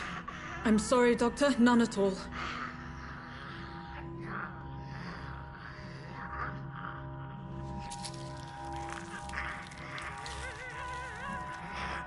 I need to perform a tracheostomy. Short pipe. That rubber tube will do. We're going to cut a passage for air through the neck. Yes, Doctor. He's breathing again, but he's coughing up blood. Internal hemorrhaging. I need to make another incision into the chest cavity to drain the fluids from the lung. Prepare another tube. A thoracostomy? Doctor, we've nothing to fight the infection. We need an aseptic environment. Right then, Nurse Crane. What do you suggest we do? I've no idea. I'm not the doctor. Time is of the essence. We need to perform a thoracic drain. Yes, Doctor.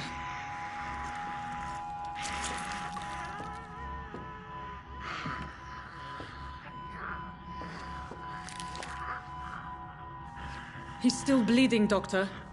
I'm losing his pulse. The drain must have punctured the intercostal artery. There's too much blood. Are you all right, Doctor? I can't see.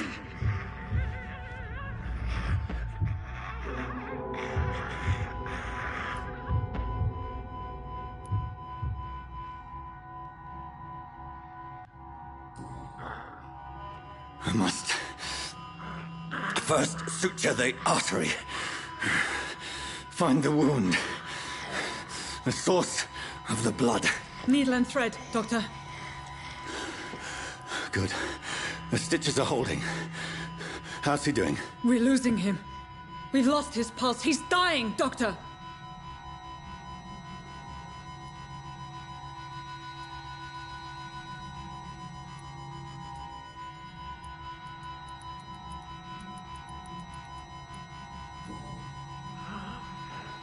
A dose of epinephrine, now. Yes, Doctor.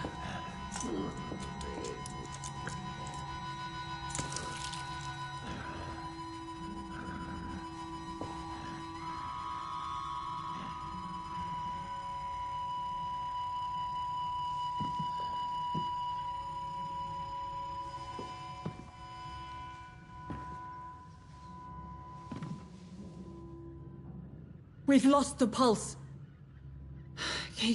He's gone, Doctor. Nurse, we did everything we could. Truly? Everything you could? Is that how you'll report this in your log? Is this how the war went? Piling up one poor corpse beside the next?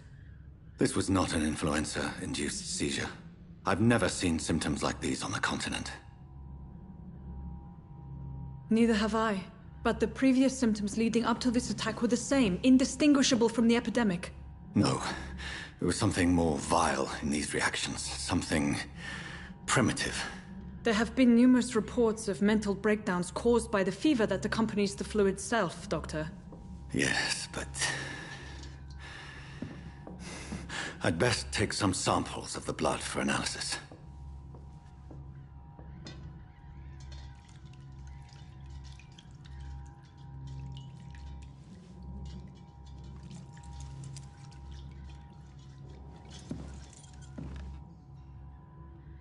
You're here to test my bedside manners.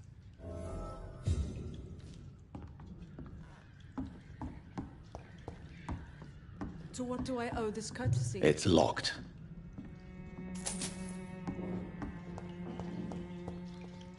I suspect it was more than intuition alone that led you to us. So, how might I be of service, Dr. Reed?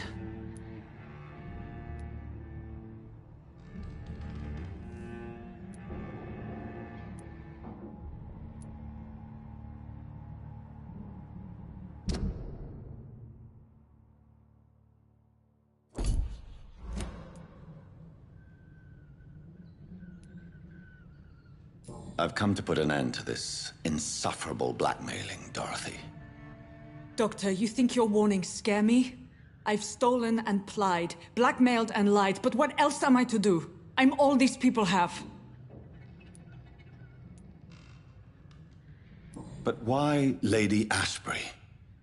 Why her, of all people? She's pristine and proper, all right. But that she-wolf in sheep's clothing murders the poor for sport. I have her where she belongs, and I'll milk her for all she's got. Dr. Swansea is a sensible and honest man. He wouldn't have refused your friend's care at Pembroke. It's easy for you to say, Doctor.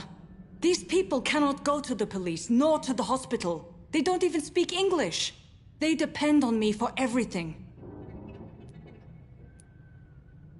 So, the end justifies the means. Is that your defense? I know you're kind, Doctor. Just another fine-heeled, silver-spooned gentleman who was given the world on a platter. You know nothing of poverty. Nothing of the shame, the hunger, the loneliness. You've convinced me of the sincerity of your actions and their noble justifications. But all the same, blackmail is a crime, and it will stop, Nurse Crane. So, are you going to turn me over to the authorities?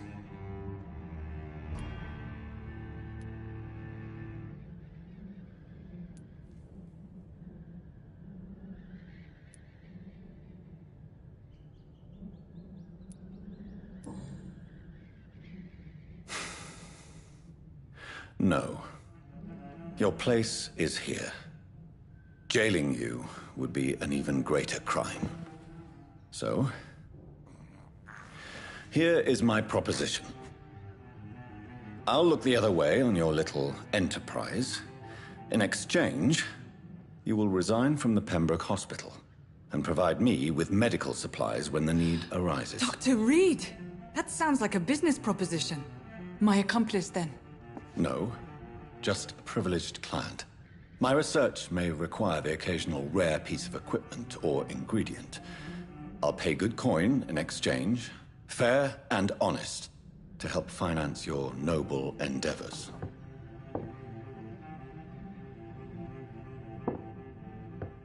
We have ourselves a deal, Doctor. Good customers are always welcome. Yes, Nurse Crane. We have a deal.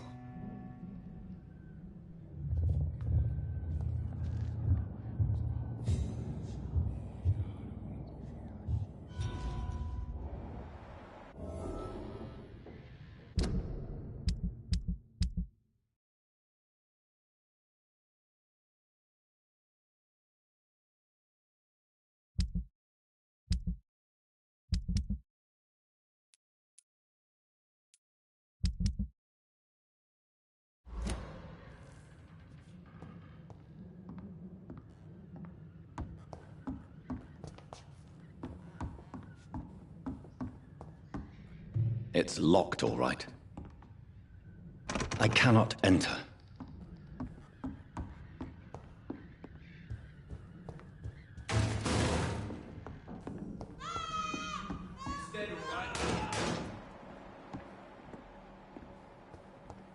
Oh, this one stinks already.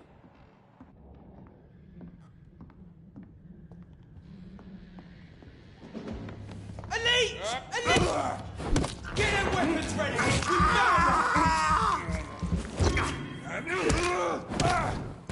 Fuck, it's fast! Die!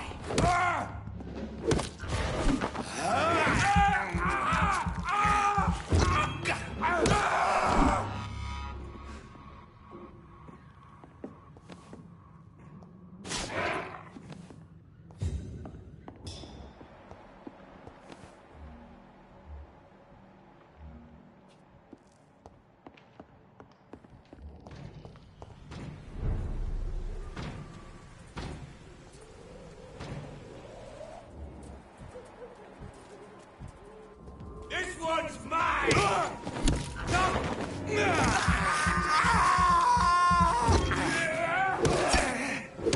Filthy fucking beast!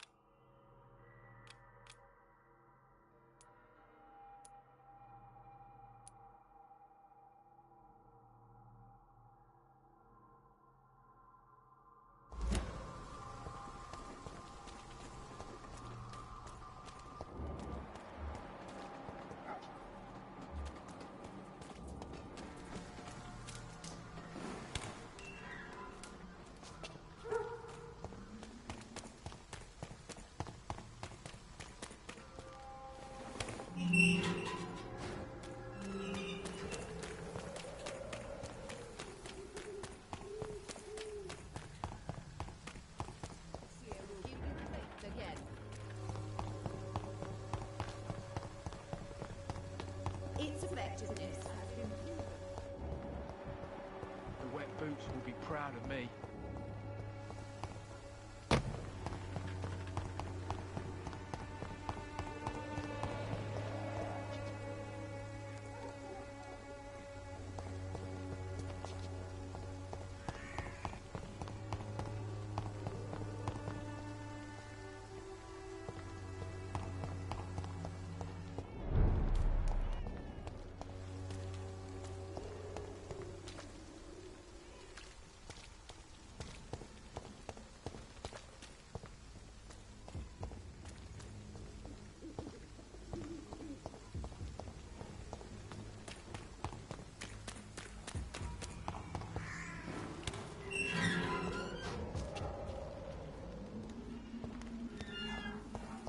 Human blood. Whoever left these marks did so deliberately.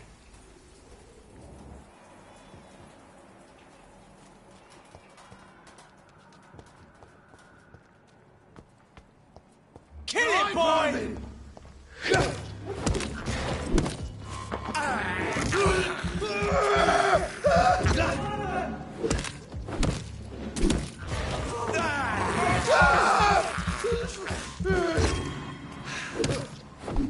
Let's see how it likes a bit of fire!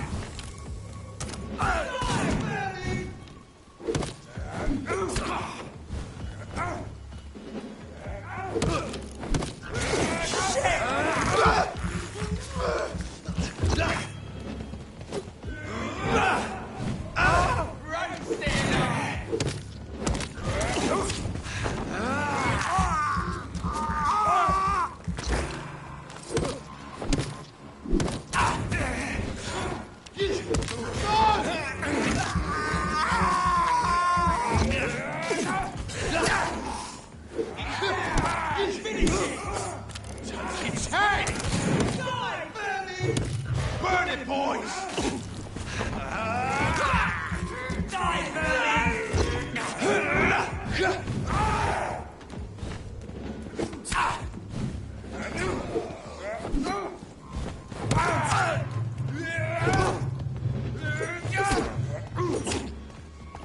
Murder!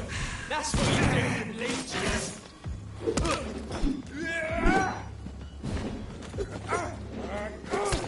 Let's see how he likes a bit of fire!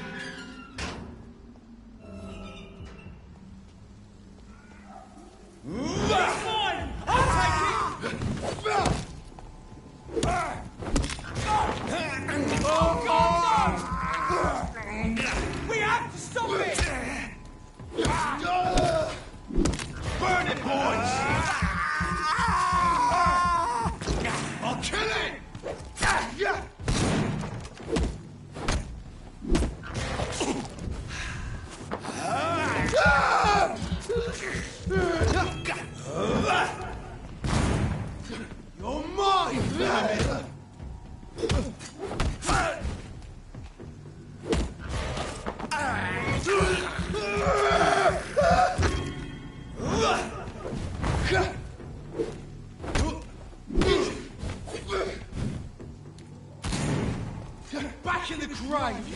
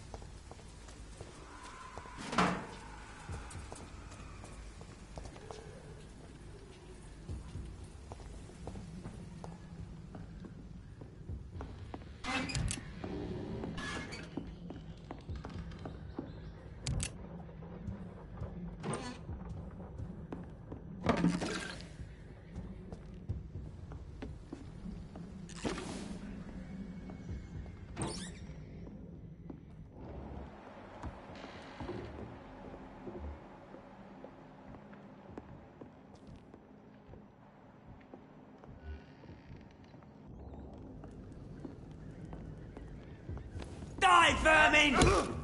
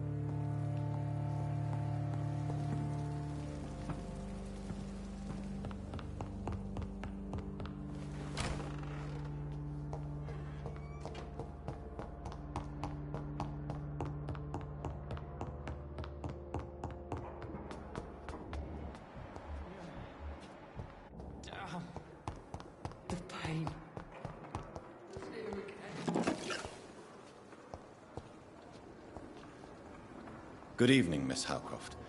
How are you tonight? I need blood, Doctor. Warm, rich, vibrant blood. I have made inquiries about the men who were tracking you, Miss Howcroft. I did not expect a mortal to have this sort of courage. Speak, Doctor. Why are they hunting me down?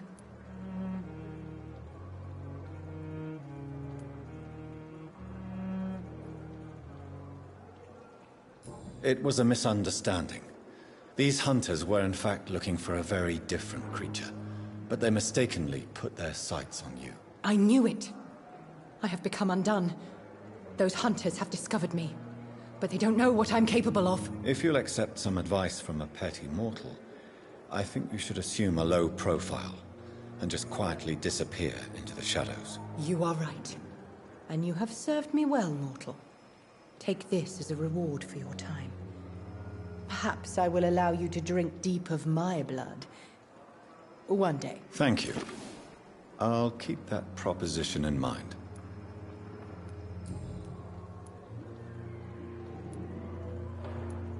Tell me, Thelma, what do you really know about vampires? I saw one and he saw me.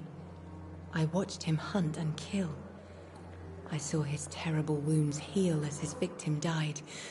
And then I knew I was saved. You mean you actually saw a vampire? Here in London? Yes. And it has been the answer to my pain. I must drink and kill to regenerate my decaying body. I am a vampire too.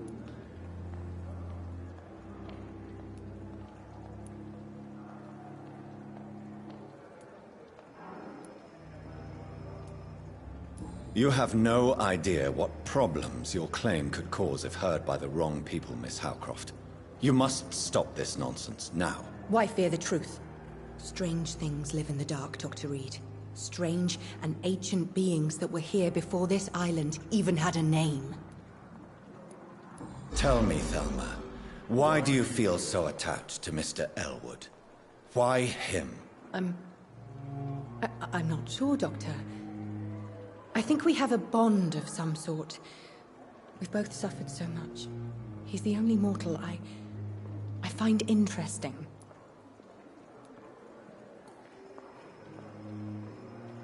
Do you plan to make him a vampire too? Of course not. How could I inflict my curse on anybody else? I'm not that cruel, Doctor. Would you say you and Mr. Elwood are romantically involved? No. No, Thomas is a delicate soul. Even though he disguises it. But I am not the woman he needs. No, for I am a vampire, Doctor.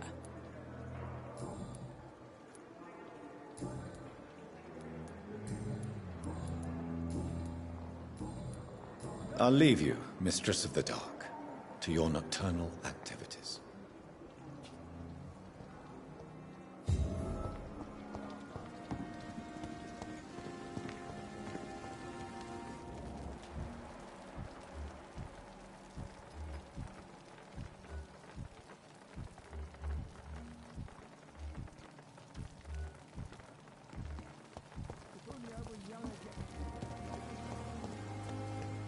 Another night of the glorious battalion.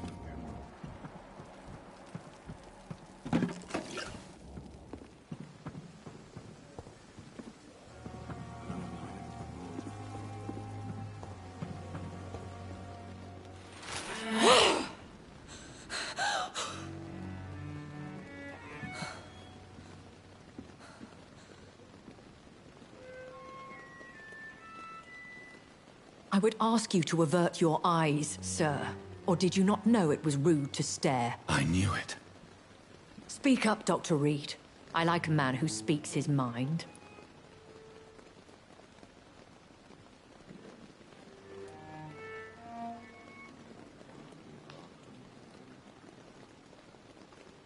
Hiding your true appetites behind a facade of compassion. Bravo. Very clever indeed. Spare me your sarcasm, Jonathan. You are but newly born in this world.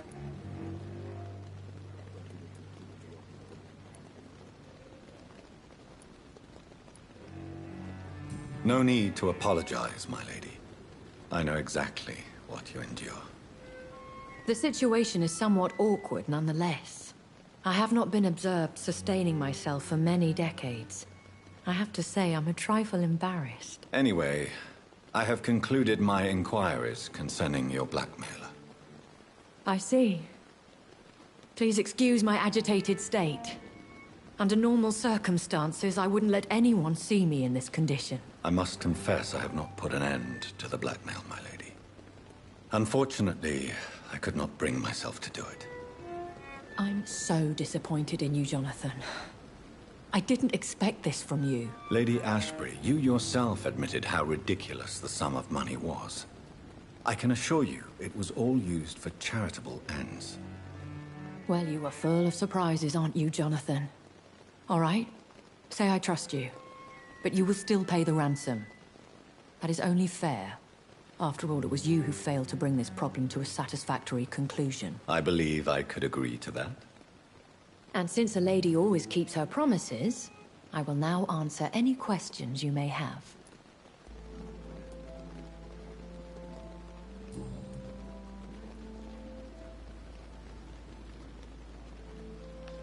Why does Dr. Swansea allow you to feed on the patients of the hospital? Dr. Swansea is a good and compassionate man. He is trying to find a solution for our hunger. Until that happens, he is clever enough to understand that I only feed upon the dying.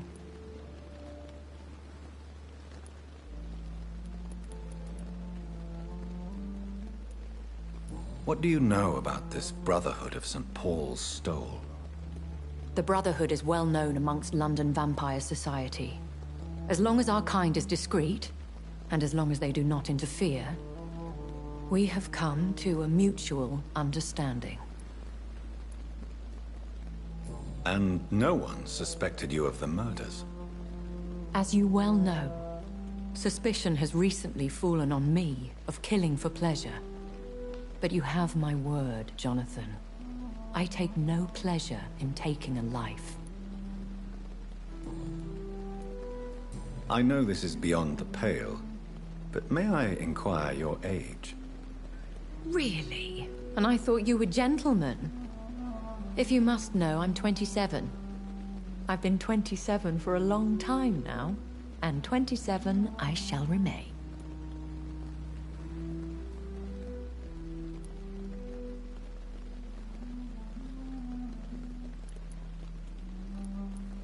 Very well. But I believe there is more to this than you are saying. A lady has to have some secrets. And who bestowed upon you this eternal youth? My maker.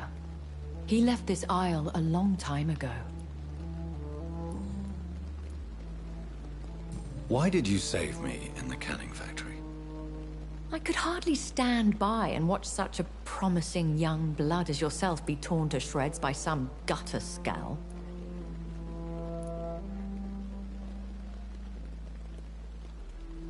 William Bishop wasn't the vampire that created me then? No, Jonathan. Whatever their strength and demeanor, scowls are the progeny of careless vampires. It cannot be the other way round. What type of vampire is a Skull? Not a true vampire. The deformed offspring of lesser vampires. It is a shame these creatures run wild, slaves to their baser instincts.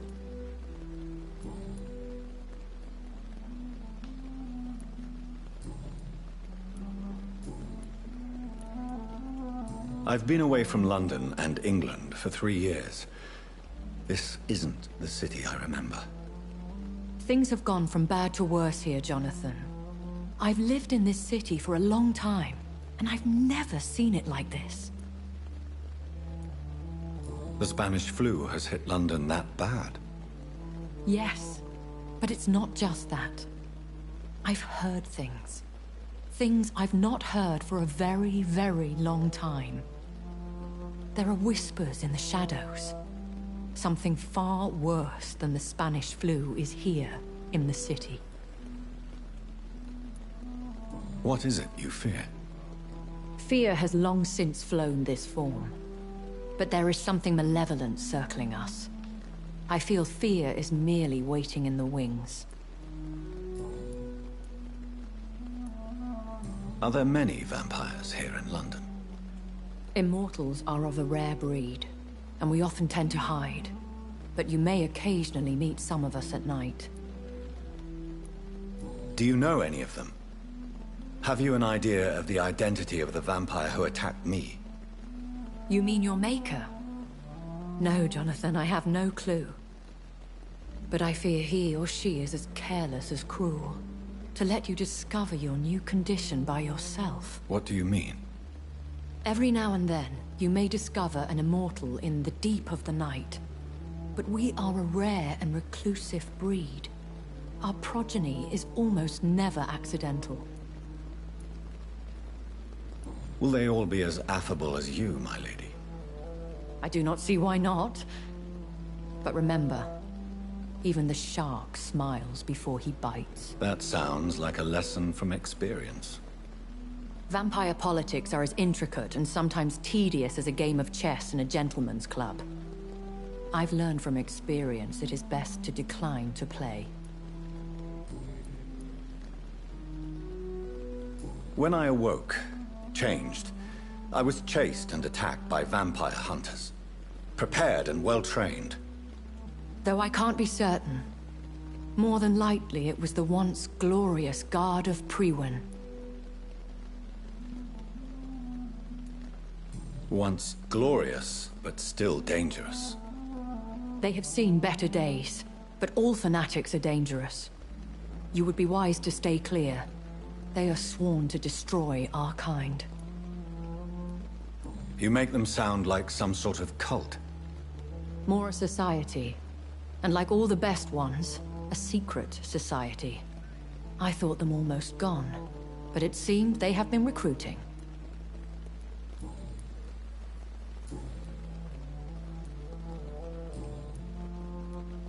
I've been hearing a voice talking in my head. Is this some kind of insanity? It feels like the voice of the vampire that created me. Hush. Tell no one this.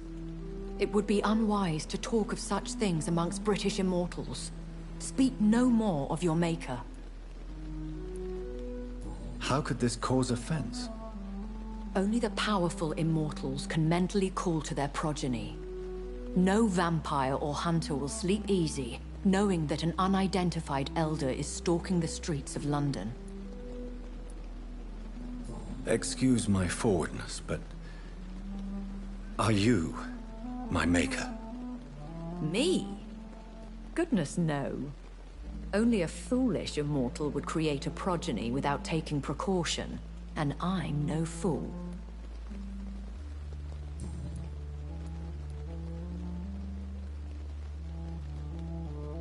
A vampire? Is that what I am? What we are? Such a crude word, defined by penny dreadfuls and drunken hacks. No. You are now an Ekon, and that you shall remain. Are you an Ekon too? Yes, I am. We are the closest thing to what man refers to as vampires. Forget what you think you know about us. So we are Ekons. How can I identify us amongst other vampires? How to put it? All Ekon are vampires. But all vampires are not Ekon. We are but a branch of the immortal tree. I don't understand. Why was I created and then left for dead?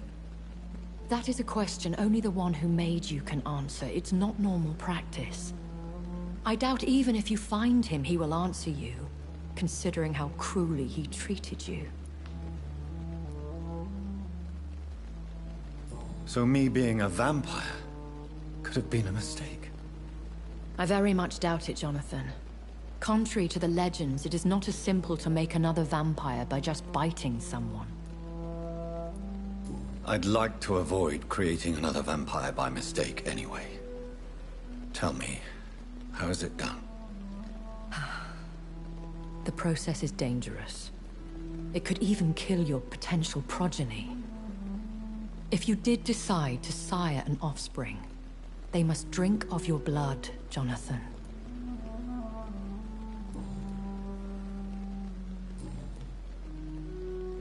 I bid you farewell, for now, my lady. I must quickly analyze the blood I took from Nurse Crane's patient. Another night of the glorious battalion of Pembroke.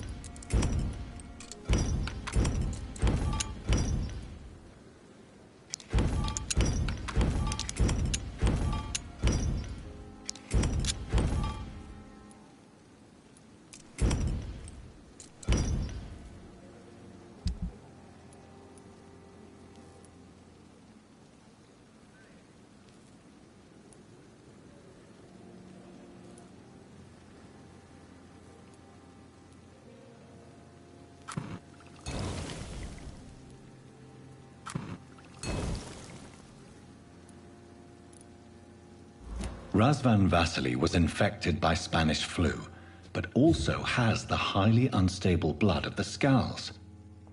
Is the London vampire epidemic transmitted through the flu? I should talk to Dr. Swansea about it.